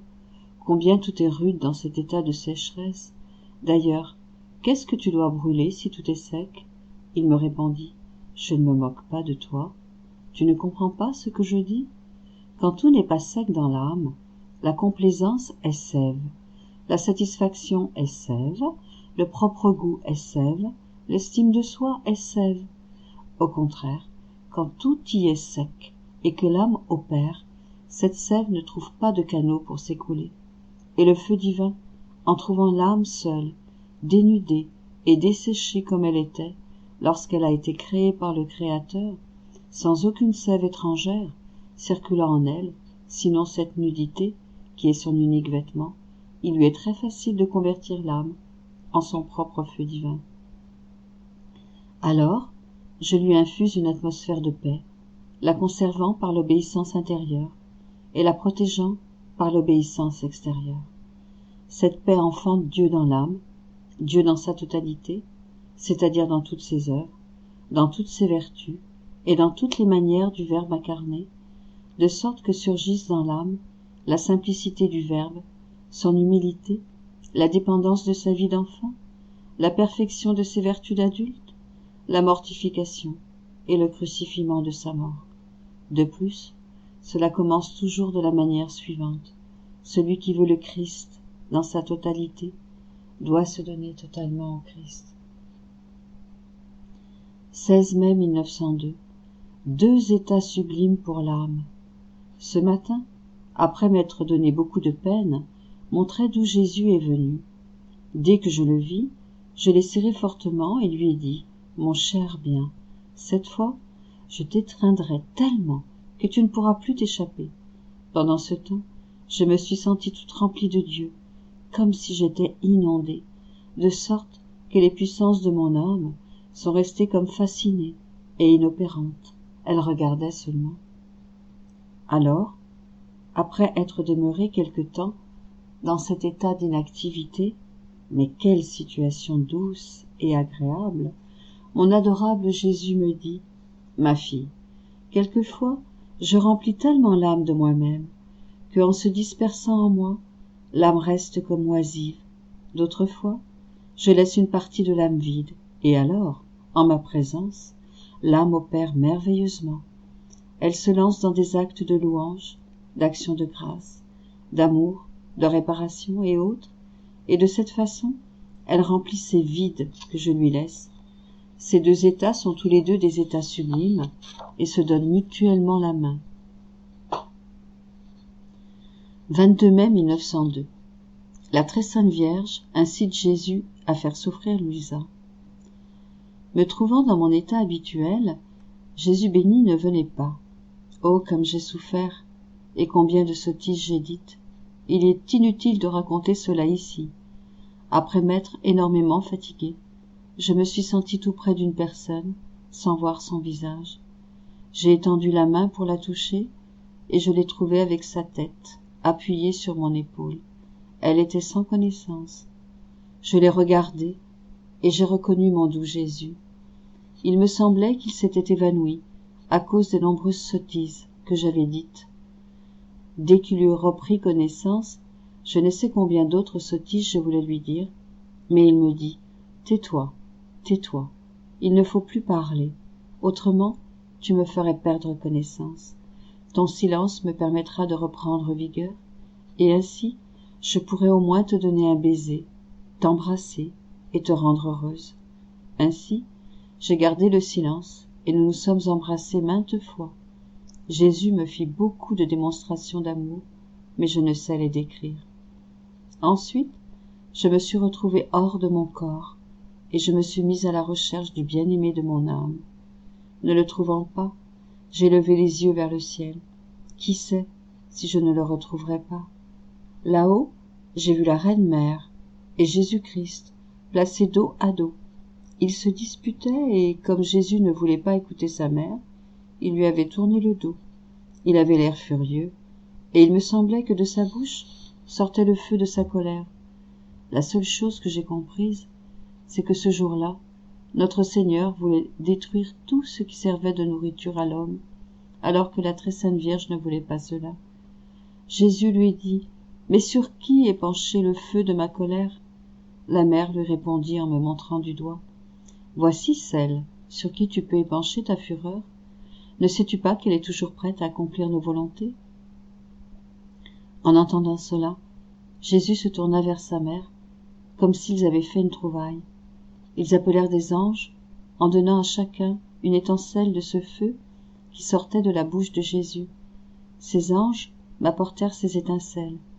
Ils en mirent une dans ma bouche et les autres sur mes mains, mes pieds et mon cœur. Comme j'ai souffert. Je me sentais dévorée et rendue amère par ce feu. Cependant, j'étais résignée à tout supporter. Jésus béni et sa mère étaient spectateurs de mes souffrances, et Jésus semblait un peu apaisé. Pendant ce temps, je réintégrais mon corps. Mon confesseur était là pour me rappeler à l'obéissance, selon mon habitude. Mieux que cela, il manifesta l'intention de me faire souffrir la crucifixion. Jésus se mit d'accord pour me partager ses souffrances. Il me sembla que mon confesseur avait complété l'œuvre commencée par la Reine Mère. Que tout soit pour la gloire de Dieu, qu'il soit toujours béni. 2 juin 1902. Le trône de Jésus est composée des vertus. L'âme, qui possède les vertus, le fait régner en elle. Ce matin, alors que je souffrais beaucoup, Jésus béni remua dans mon intérieur. Je vis qu'il s'y laissait embrasser et qu'il était comme soutenu par une autre personne. J'étais émerveillée de voir cela. Jésus me dit, « Ma fille, l'intérieur de l'âme est comme un amas de passions, et à mesure que l'âme progresse en détruisant ses passions, les vertus les remplacent, accompagnées de grâces diverses. Pendant que les vertus vont en se perfectionnant, mes grâces s'accroissent. Puisque mon trône est composé de vertus, la personne qui possède les vertus m'offre un trône pour que je puisse régner dans son cœur, et elle me présente ses bras pour m'embrasser et me courtiser continuellement jusqu'à ce que je trouve mes délices en sa compagnie. C'est un fait que l'âme peut se souiller, mais la vertu reste toujours intacte. Aussi longtemps que l'âme sait conserver la vertu, elle en a la possession. Mais lorsque l'âme perd la vertu, il se fait comme un retour, c'est-à-dire la vertu me revient, là d'où elle est sortie. Ne t'étonne donc pas si tu m'as vu ainsi, dans ton intérieur. 15 juin 1902. L'amour n'est pas un attribut de Dieu, il est sa nature.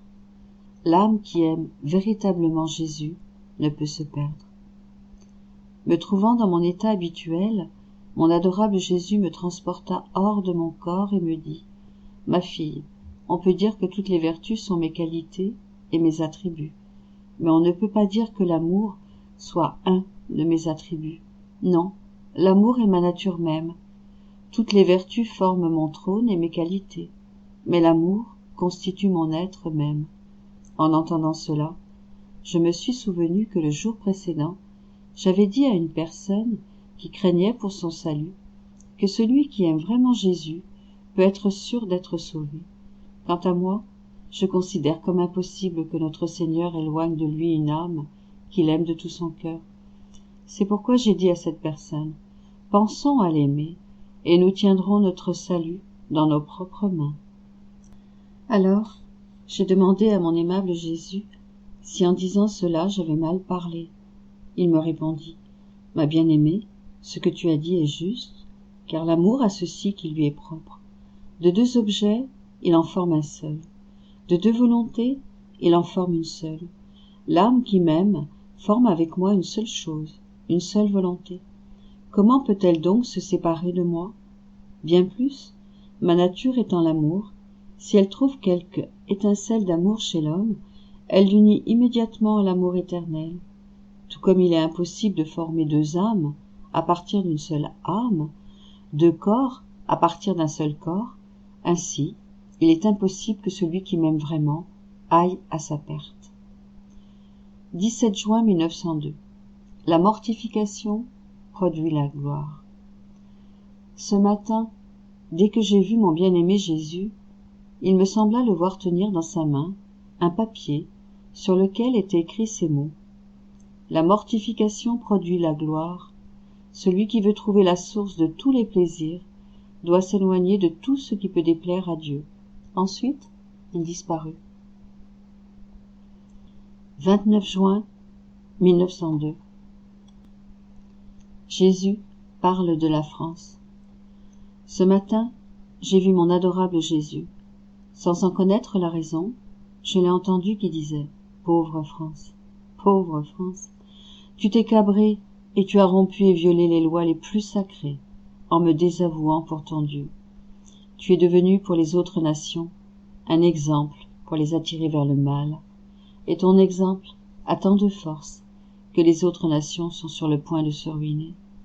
Mais sache cependant que, dans le châtiment que tu as mérité, et à cause même de ce châtiment, tu seras conquise. » Ensuite, Jésus se retira dans mon intérieur. Je l'ai entendu chercher de l'aide, de la pitié et de la compassion pour ses souffrances. C'était déchirant d'entendre Jésus béni demander de l'aide à ses créatures. 1er juillet 1902. Les véritables âmes victimes doivent s'exposer aux souffrances de Jésus. Complot contre l'Église et contre le pape. Me trouvant dans mon état habituel, je me suis retrouvé hors de mon corps, agenouillé sur un autel, en compagnie de 2 autres personnes. Pendant ce temps, Jésus-Christ apparut au-dessus de cet autel et dit : « Les véritables âmes victimes doivent être en communication avec ma propre vie.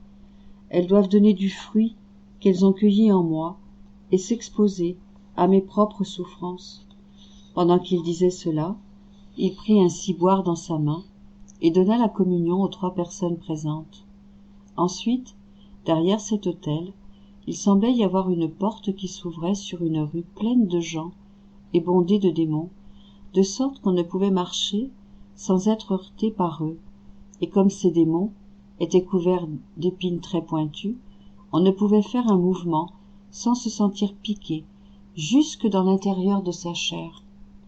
J'aurais voulu m'enfuir à n'importe quel prix de ces fureurs diaboliques, et je m'efforçais presque de le faire. Mais je ne sais pas qui m'en empêchait. Jésus me dit : « Tout ce que tu vois, ce sont des complots contre l'Église et contre le pape. Ils voudraient que le pape sorte de Rome, et, eux, ils envahiraient le Vatican et se l'approprieraient. Et toi, si tu voulais te soustraire à ces troubles, les hommes et les démons prendraient de la force, et ils projetteraient à l'extérieur ces épines qui blesseraient l'Église âprement. Mais si tu te contentes de les souffrir, les uns et les autres en seront affaiblis. » Quand j'ai entendu cela, je me suis arrêté. Mais qui pourrait décrire ce que j'ai vécu et souffert ? Je croyais que je ne pourrais plus quitter ces esprits diaboliques. Après être resté ainsi presque toute une nuit, la protection divine me libéra. 3 juillet 1902. Jésus parle à Louisa de sa vie eucharistique. Poursuivant dans mon état habituel, je me suis trouvé hors de mon corps, à l'intérieur d'une église. Ne voyant pas mon adorable Jésus, je suis allé frapper à la porte du tabernacle pour me faire ouvrir par Jésus.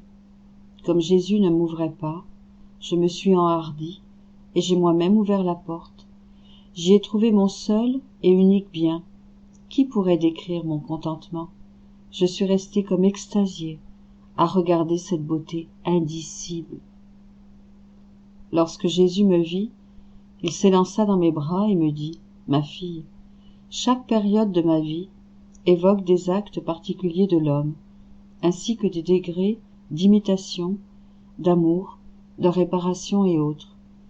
Ma vie eucharistique est une vie toute d'effacement, de transformation et de continuelle consommation.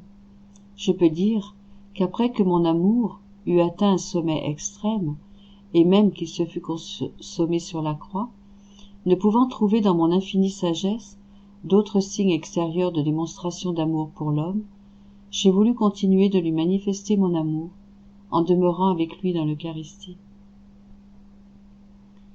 Bien que mon incarnation, ma vie et ma passion sur la croix éveillent en l'homme l'amour, la louange, l'action de grâce et l'imitation, ma vie eucharistique éveille en lui un amour extatique, un amour d'effacement en moi, un amour de parfaite consommation. En se consumant dans ma vie eucharistique, l'âme peut dire qu'elle accomplit auprès de la divinité les mêmes fonctions que je fais continuellement auprès de Dieu pour l'amour des hommes, et cette consommation amènera l'âme dans la vie éternelle. 7 juillet 1902. L'humiliation avec le Christ est le commencement de l'exaltation avec lui.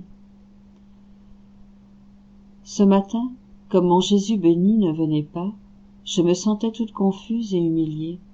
Après que je me sois donné beaucoup de peine, il se fit voir et me dit : « Louisa, toujours humiliée avec le Christ. » Et moi, heureuse d'entendre cela, et désirant être humiliée avec lui, je dis : « Toujours, ô mon Seigneur. » Il répéta : « Le toujours de l'humiliation avec le Christ est le commencement du toujours de l'exaltation avec le Christ. » Je compris que plus l'âme subit d'humiliation avec le Christ et par amour pour lui, et plus ces humiliations sont continuelles, plus le Seigneur exaltera cette âme.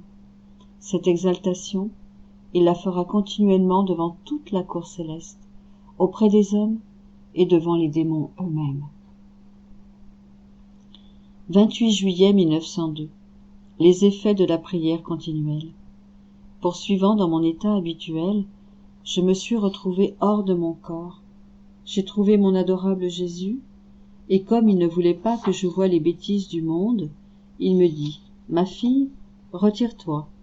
Il ne faut pas voir les très graves maux qui existent dans le monde. » En me disant cela, il me retira lui-même et, en me conduisant, il me dit « Ce que je te recommande, c'est d'acquérir l'esprit de prière continuelle. Cette continuelle attention de l'âme à toujours converser avec moi, soit avec le cœur, soit avec l'esprit, soit avec la bouche, et même avec la simple intention, la rend si belle à mes yeux que les notes de son cœur s'harmonisent avec les notes de mon cœur.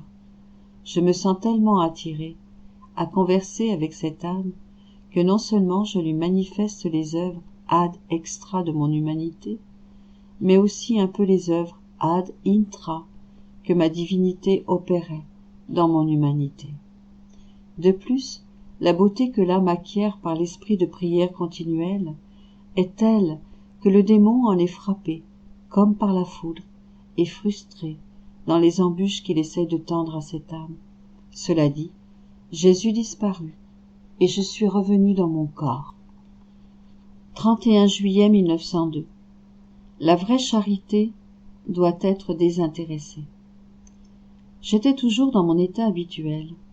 Plusieurs fois, je vis mon adorable Jésus, mais toujours en silence. Je me sentais toute confuse, et je n'osais pas l'interroger. Cependant, il me semblait qu'il voulait me dire quelque chose qui blessait son cœur sacré. Finalement, la dernière fois qu'il est venu, il me dit « Ma fille, la vraie charité doit être désintéressée de la part de celui qui l'exerce et de la part de celui qui la reçoit. Si c'est l'intérêt personnel qui domine, cette fange produit une fumée qui aveugle l'esprit et qui empêche de recevoir l'influence et les effets de la charité divine. Voilà pourquoi, dans beaucoup d'œuvres que l'on accomplit, même dans les œuvres saintes, dans beaucoup de soins charitables que l'on dispense, on sent comme un vide, et l'âme ne reçoit pas le fruit de la charité qu'elle exerce. 2 août 1902. Tout au cours de sa vie, Jésus réparait pour tous en général et pour chacun en particulier. Ce matin, j'éprouvais beaucoup de mal. Mon adorable Jésus est venu à l'improviste en répandant des rayons de lumière. Je me suis trouvé investi de cette lumière et je ne sais comment je me suis retrouvé à l'intérieur de Jésus-Christ. Qui pourrait dire combien de choses j'ai comprises à l'intérieur de cette humanité très sainte? Je peux seulement dire que la divinité dirigeait en tout l'humanité de Jésus. Et comme la divinité peut faire en un seul instant autant d'actes que chacun de nous peut ou veut faire durant toute sa vie, et comme la divinité opérait dans l'humanité de Jésus-Christ, j'ai compris clairement que, tout au cours de sa vie, Jésus béni refaisait pour tous en général, et pour chacun en particulier, tout ce que chacun doit faire envers Dieu. Ainsi, Jésus adorait Dieu pour chacun en particulier. Il rendait grâce, il réparait, il glorifiait pour chacun, il louait, il souffrait, et il priait pour chacun. Alors, j'ai compris que tout ce que chacun doit faire a déjà été fait dans le cœur de Jésus-Christ.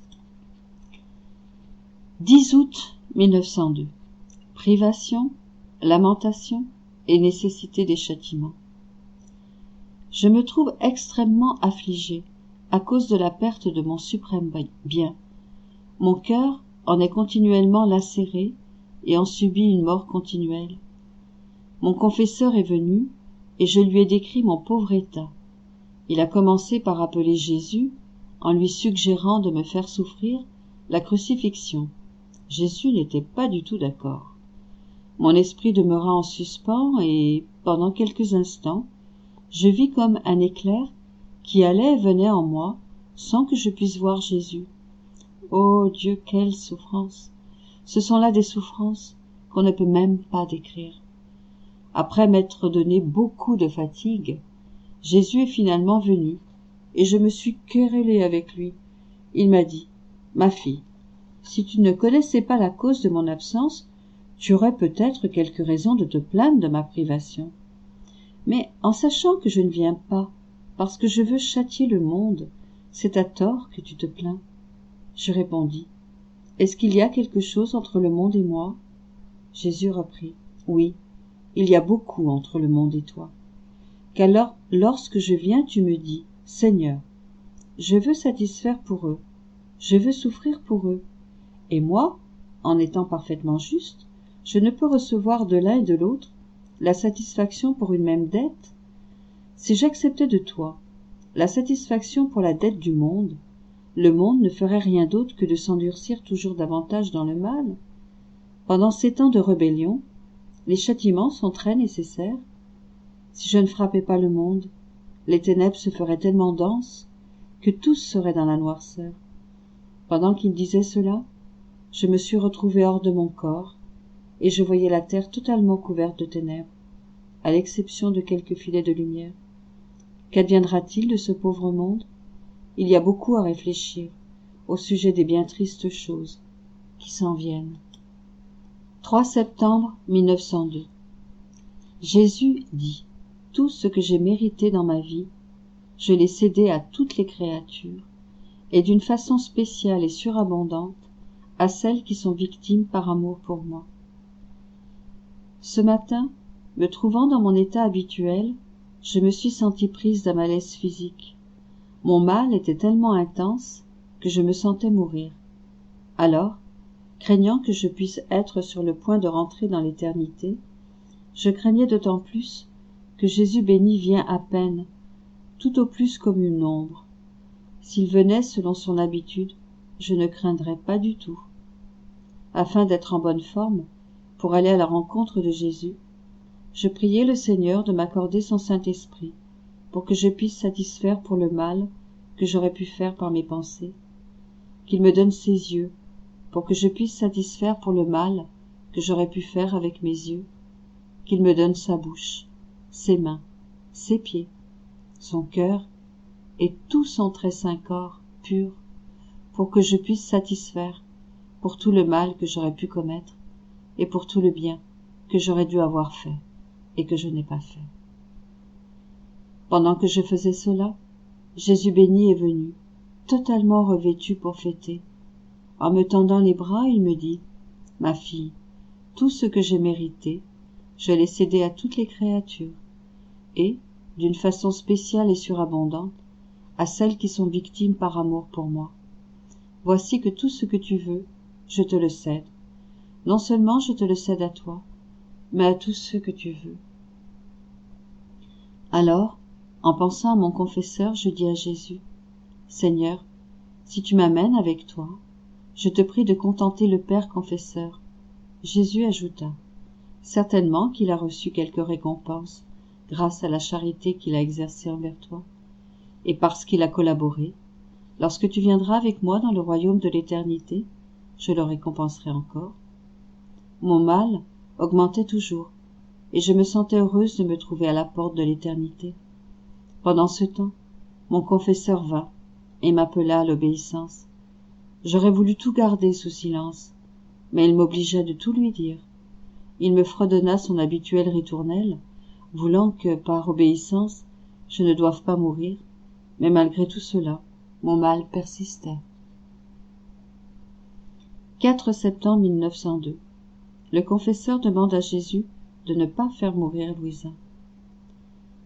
En plus du fait que je continuais de me sentir mal, j'éprouvais une certaine inquiétude à cause de l'étrange ordonnance de mon confesseur, comme si je ne pouvais pas prendre mon envol vers mon suprême et unique bien. Il faut ajouter que mon confesseur, sur le point de célébrer la Sainte Messe, ne voulait pas donner la communion à cause des continuels vomissements qui m'accablaient.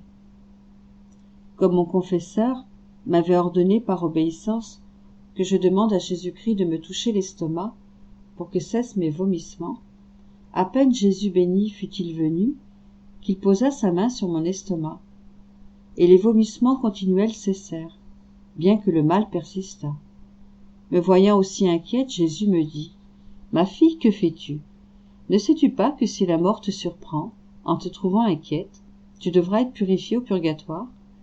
Si ton esprit ne se trouve pas uni au mien, ta volonté unie à la mienne, si tes désirs ne sont pas mes propres désirs, nécessairement, il faudra que tu sois purifiée pour être totalement transformée en moi.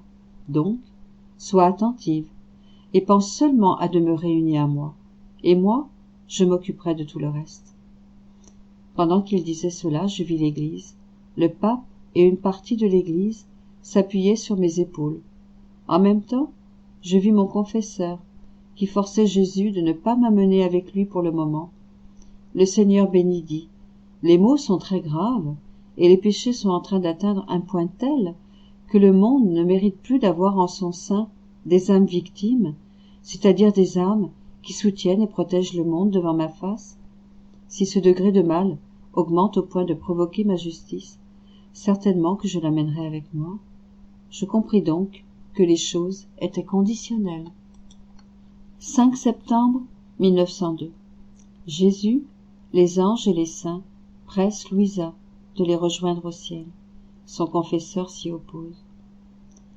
Je continuais de me sentir mal, et mon confesseur demeurait ferme. Il s'inquiétait même que je ne lui obéisse pas en ce qui regarde la question de ne pas mourir. Il craignait que je cesse de prier le Seigneur de me libérer de mes souffrances. D'autre part, je me sentais pressé par Jésus béni, par les saints et les anges, d'aller les rejoindre, de sorte que je me trouvais avec Jésus à un moment et avec les citoyens célestes à un autre. Dans cet état, je me sentais torturé. Je ne savais pas quoi faire. Pourtant, je demeurais calme, de peur que si Jésus ne m'amenait pas au ciel avec lui maintenant, je ne trouve pas une autre occasion pour m'en aller rapidement avec lui. Alors, je m'abandonnais totalement entre ses mains. Pendant que je me trouvais dans cette situation, je voyais mon confesseur et d'autres gens qui priaient Jésus de ne pas me faire mourir. Jésus me dit, « Ma fille, je me sens violentée. Ne vois-tu pas qu'ils ne veulent pas que je t'amène avec moi ?» Je répondis, « Moi aussi je me sens violentée. Vraiment, il mériterait une punition pour placer une pauvre créature dans un tel état de torture. » Jésus poursuivit, « Quelle punition veux-tu que je leur donne ?» Ne sachant pas quoi dire devant cette source de charité inépuisable, je répondis, « Mon doux Seigneur, puisque la sainteté exige le sacrifice, fait de dessein, s'ils n'en retirent pas d'autre avantage, ils auront au moins atteint le but de me garder avec eux comme âme victime, et moi, j'aurai atteint mon but, de les voir devenir des saints, tout en leur ayant obtenu la patience de supporter la souffrance que requiert la sainteté. » Jésus était tellement heureux d'entendre ce que je disais, qu'il m'embrassa en disant, « Bravo, ma bien-aimée, tu as su choisir ce qu'il y a de plus excellent pour leur bien et pour ma gloire. C'est pourquoi il faut céder pour l'instant. Je me réserve une autre occasion pour t'amener subitement avec moi, en ne leur donnant pas le temps de nous faire violence. » Alors, Jésus disparut, et je me suis retrouvée en mon corps. Mes souffrances étaient en partie atténuées, et je ressentais en moi une nouvelle vigueur, comme si je venais de naître. Mais Dieu seul connaît la souffrance et le tourment de mon âme. J'espère au moins qu'il veuille accepter la dureté de ce sacrifice. 10 septembre 1902. Les caractéristiques de l'amour. Je croyais que Jésus béni reviendrait me voir selon son habitude. Mais quelle ne fut pas ma déception, quand après qu'il fut décidé que pour l'instant, il ne m'amenait pas au ciel avec lui, il commença à me donner du mal à le voir. Je le voyais tout au plus quelquefois à la hâte, comme une ombre ou un éclair. Ce matin, alors que je me sentais très épuisée à cause de mon continuel désir et de ma longue attente, il semble que Jésus soit venu. En me transportant hors de mon corps, il me dit, « Ma fille, si tu es fatiguée, viens à mon cœur, bois, et tu te rafraîchiras. » Ainsi, je me suis approchée de son divin cœur, et j'ai bu à généreuses gorgées un lait mélangé d'un sang très doux. Ensuite, il me dit, « L'amour a 3 caractéristiques. Il est constant et sans limite. Il est fort et il est noué, en même temps avec Dieu, et avec le prochain. Si dans l'âme, on ne trouve pas ces trois caractéristiques, on peut dire que son amour n'a pas les qualités du véritable amour. 22 octobre 1902. Menace contre l'Italie. Ce matin, mon adorable Jésus est venu pendant quelques instants. Tout indigné, il m'a dit, « Lorsque l'Italie aura bu jusqu'à la lie les plus fétides ordures, au point de se noyer, et de sorte qu'on dira « elle est morte, alors elle ressuscitera. » Ensuite, devenu plus calme, il ajouta, « Ma fille, lorsque je veux quelque chose de la part de mes créatures, j'infuse en elles les dispositions propres à les amener à vouloir ce que je veux. Ainsi, dans l'état dans lequel tu te trouves, calme-toi. » Cela dit, il disparut, et je suis restée préoccupée par ce qu'il m'avait dit. 30 octobre 1902. Jésus-Christ est venu pour renouer le lien entre Dieu et l'homme. Ce matin, je me trouvais dans un océan d'angoisse et de larmes à cause de l'abandon total par mon suprême bien. Pendant que j'étais consumée de douleur, je perdis connaissance et je vis Jésus béni se soutenant le front avec sa main. Je vis également comme une lumière qui affichait de nombreuses paroles de vérité. Je me souviens à peine des paroles suivantes. En détruisant le lien de l'obéissance que Dieu avait établi entre lui et la créature, un lien unique unissant Dieu et l'homme, notre humanité a été dispersée. En prenant notre nature humaine et en se faisant notre tête, Jésus-Christ est venu pour rassembler l'humanité dispersée. Grâce à son obéissance, à la volonté du Père, il est venu pour lier une nouvelle fois Dieu et l'homme. Cependant, cette union indissoluble se renforce selon la mesure de notre obéissance à la volonté divine. Après cela, je n'ai plus vu mon cher Jésus. La lumière s'est retirée, en même temps que lui. 1er novembre 1902. Le véritable sérieux se trouve dans la religion, et la vraie religion consiste à regarder dans le prochain en Dieu, et Dieu dans le prochain. Me trouvant dans mon état habituel, je me suis senti quitter mon corps. J'ai trouvé un enfant qui pleurait, et tout près de lui plusieurs hommes, parmi lesquels l'un semblait plus sérieux que les autres. Il prit une boisson très amère, et la donna à l'enfant. En l'avalant, celui-ci souffrit tellement qu'il semblait s'étouffer, et moi, tout en ne sachant pas qui était cet enfant, je l'ai pris dans mes bras par compassion en lui disant « C'est pourtant un homme sérieux, et il t'a fait cela? Pauvre petit, viens à moi, je vais essuyer tes larmes. » L'enfant me dit « Le véritable sérieux se trouve dans la religion, et la vraie religion consiste à regarder le prochain en Dieu, et Dieu dans le prochain. » Ensuite, s'approchant de mon oreille, si près que ses lèvres me touchaient et que sa voix résonnait dans mon intérieur, il ajouta « Pour le monde, le mot religion est un mot ridicule. Il semble un mot sans valeur. Mais devant moi, toute parole appartenant à la religion a une vertu puissance de valeur infinie, tellement que je me suis servi de la parole pour propager la foi dans tout l'univers. Celui qui s'exerce à cela me sert de bouche pour manifester ma volonté aux créatures. Pendant qu'il disait cela, j'ai compris très bien qu'il était Jésus. En entendant sa voix claire, cette voix que je n'avais pas entendue depuis si longtemps, je me suis senti ressuscité. Je restai là à attendre, afin que, dès que Jésus aurait fini de parler, je puisse lui dire mes extrêmes besoins. Cependant, j'avais à peine fini d'entendre sa voix qu'il disparut. J'en suis resté affligé et inconsolable. 5 novembre 1902. Louisa voit un arbre dans le cœur de Jésus. Il lui en explique la signification. Ce matin, mon adorable Jésus se fit voir dans mon intérieur, et il me sembla qu'il avait un arbre planté dans le cœur. L'arbre était si profondément enraciné que ses racines semblaient atteindre la pointe du cœur. En somme, l'arbre semblait avoir pris naissance en même temps que la nature humaine de Jésus. J'étais émerveillé de voir la beauté, la spécificité et la hauteur de cet arbre, il semblait toucher le ciel, et ses branches semblaient s'étendre jusqu'aux dernières limites du monde.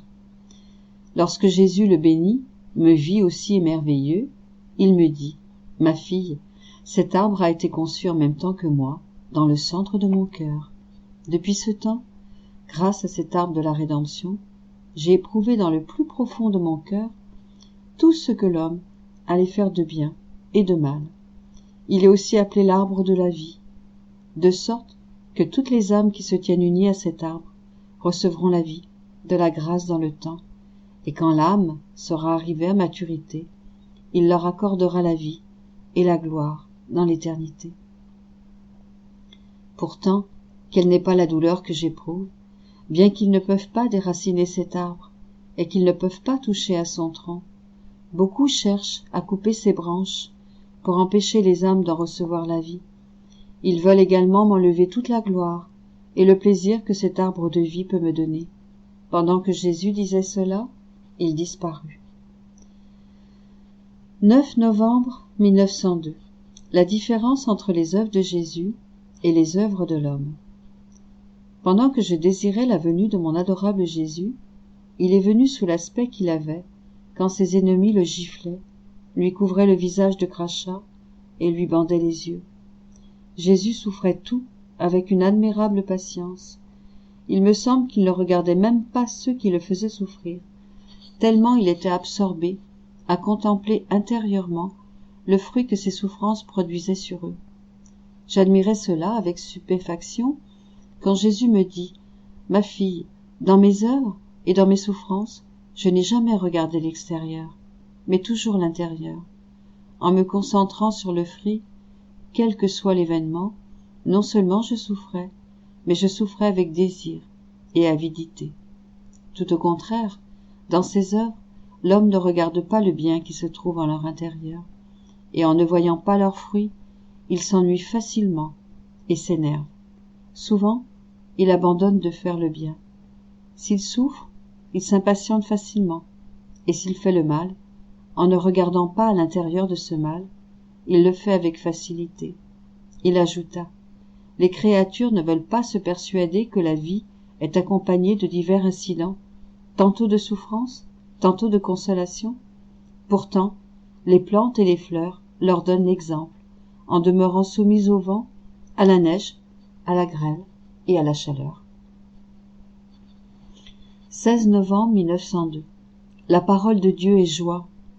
Le confesseur dit à Louisa que Monseigneur a donné l'ordre absolu que le prêtre ne vienne plus pour la faire sortir de son état habituel. J'ai passé une nuit très angoissée. Je voyais mon confesseur sur le point de me donner des interdictions et des ordres. Jésus béni est venu pendant quelques instants, et seulement pour me dire « Ma fille, la parole de Dieu est joie. Celui qui l'écoute sans la faire fructifier par ses œuvres lui donne une teinte sombre et la souille. » Me sentant très souffrante, je me suis efforcée de ne pas prêter attention à ce que je voyais. C'est alors que mon confesseur est venu pour me dire que Monseigneur avait donné l'ordre absolu que le prêtre ne vienne plus pour me faire sortir de mon état habituel, mais que je devais en sortir par moi-même. Or, cela est une chose que pendant plus de 18 ans, je n'ai jamais pu obtenir, malgré mes larmes et mes prières, mes promesses et mes vœux faits auprès du Très-Haut. Je peux confesser devant Dieu que toutes les souffrances que j'ai pu endurer n'ont pas été pour moi de véritables croix, mais des délicatesses et des grâces de Dieu. L'unique et véritable croix pour moi a été la venue du prêtre. Par conséquent, en connaissant, après autant d'années d'expérience, l'impossibilité de sortir par moi-même de mon état habituel, mon cœur était déchiré par la crainte de ne pas pouvoir obéir. Je ne faisais rien d'autre que de verser des larmes très amères, en priant ce Dieu, qui seul scrute la profondeur du cœur, d'avoir pitié de moi dans la situation dans laquelle je me trouvais.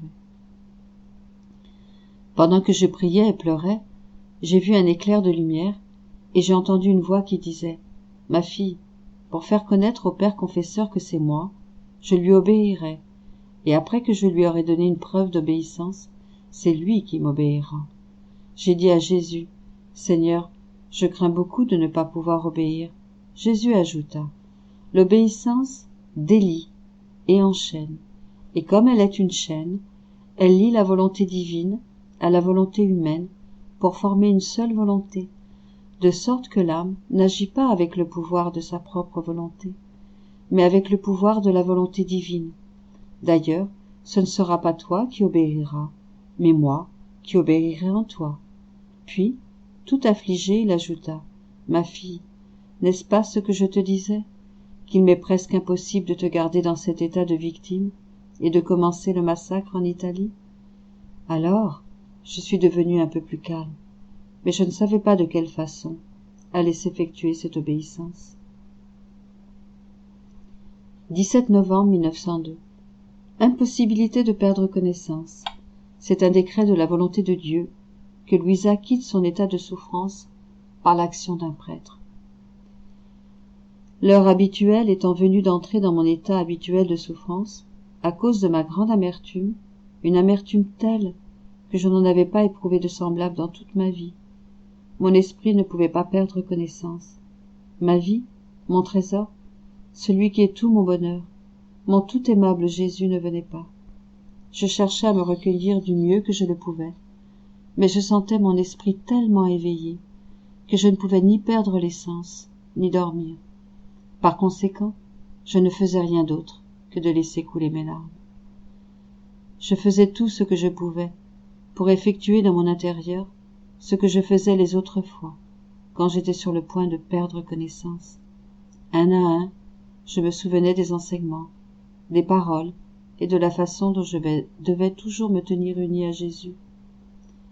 Ces souvenirs étaient autant de flèches qui blessaient âprement mon cœur en me disant « Aïe, depuis 15 ans que tu l'as vu chaque jour, tantôt plus longtemps, tantôt moins longtemps, tantôt 3 ou 4 fois, et tantôt une seule.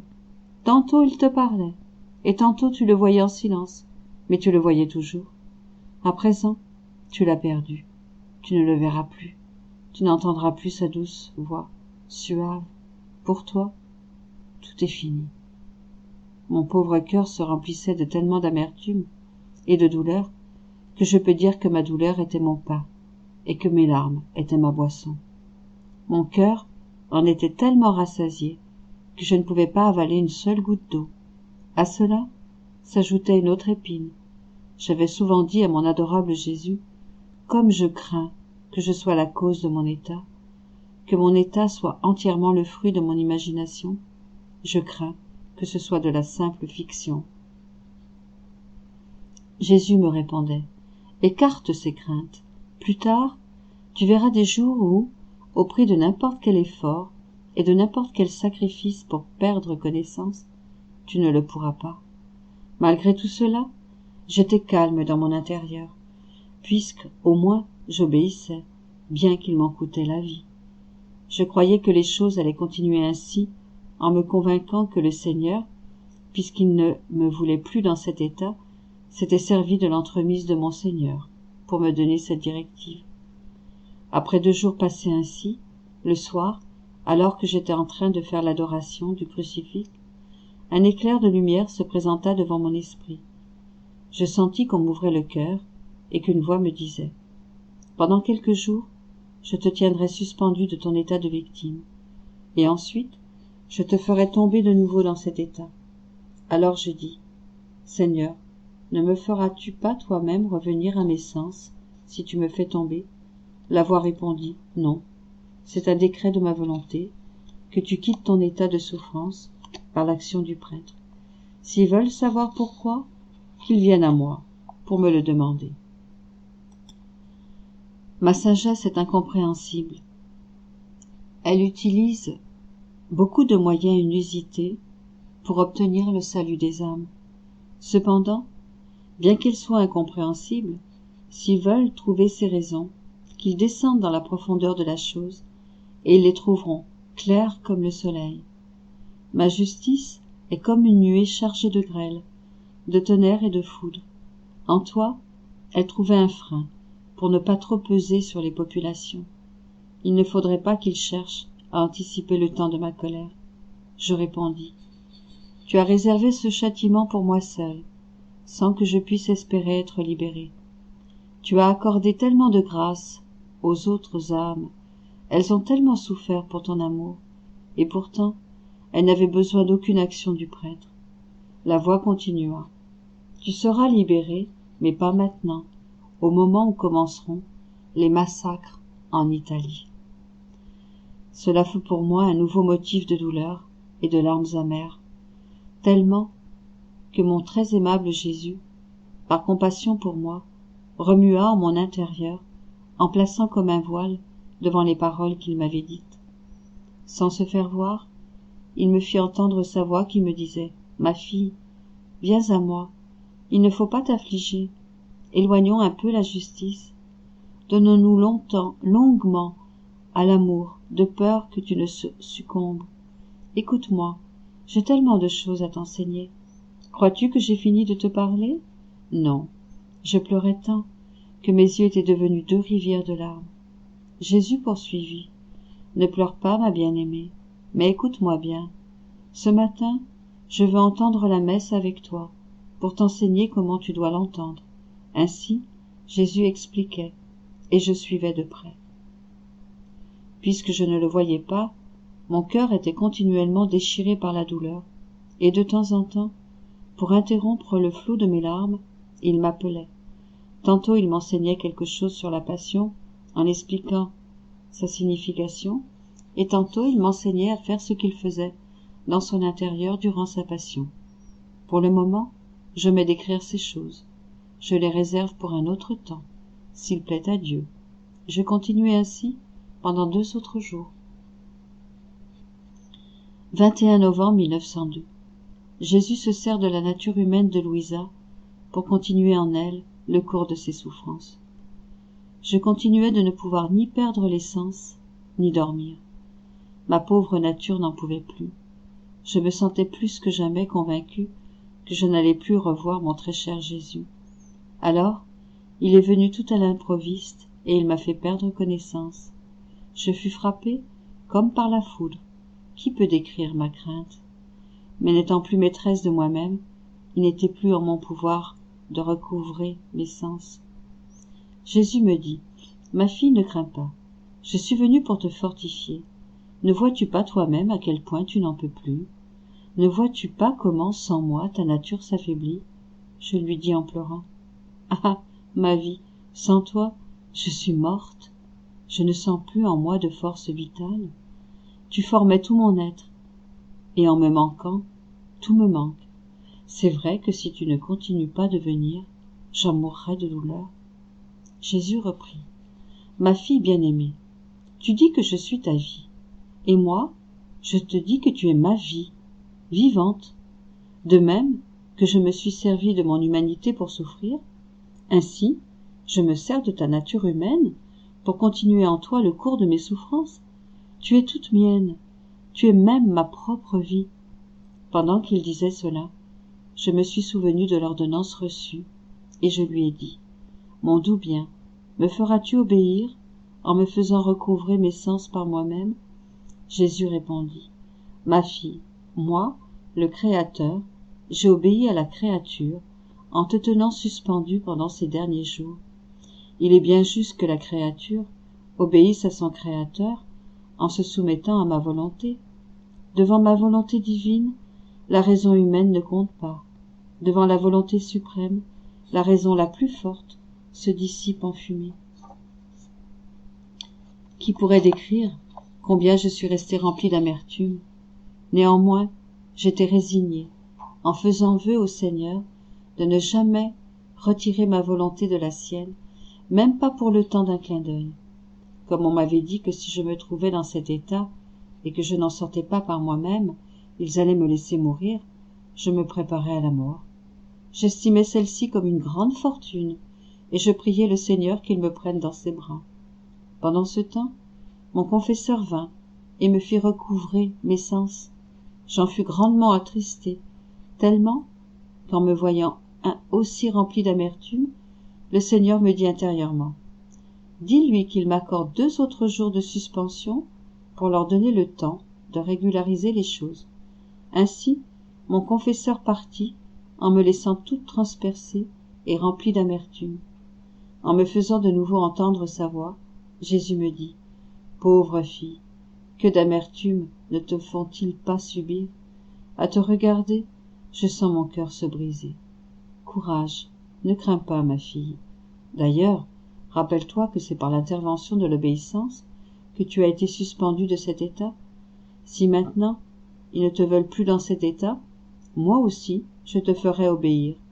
N'est-ce pas là le clou qui te transperce le plus, celui de ne pas pouvoir obéir ? » Je répondis : « Oui. » Il reprit : « Eh bien, je t'ai promis de te faire obéir, et par conséquent, je ne veux pas que tu t'attristes. Cependant, dis-lui ceci : veulent-ils s'amuser avec moi ?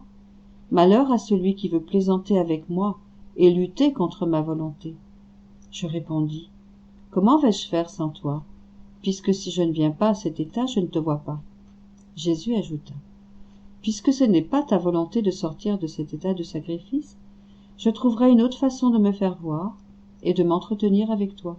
N'es-tu pas contente ? » Ainsi, le matin suivant, sans que je perde mes sens, Jésus se fit voir sensiblement, et comme ma faiblesse était extrême, il me donna quelques gouttes de lait pour me restaurer.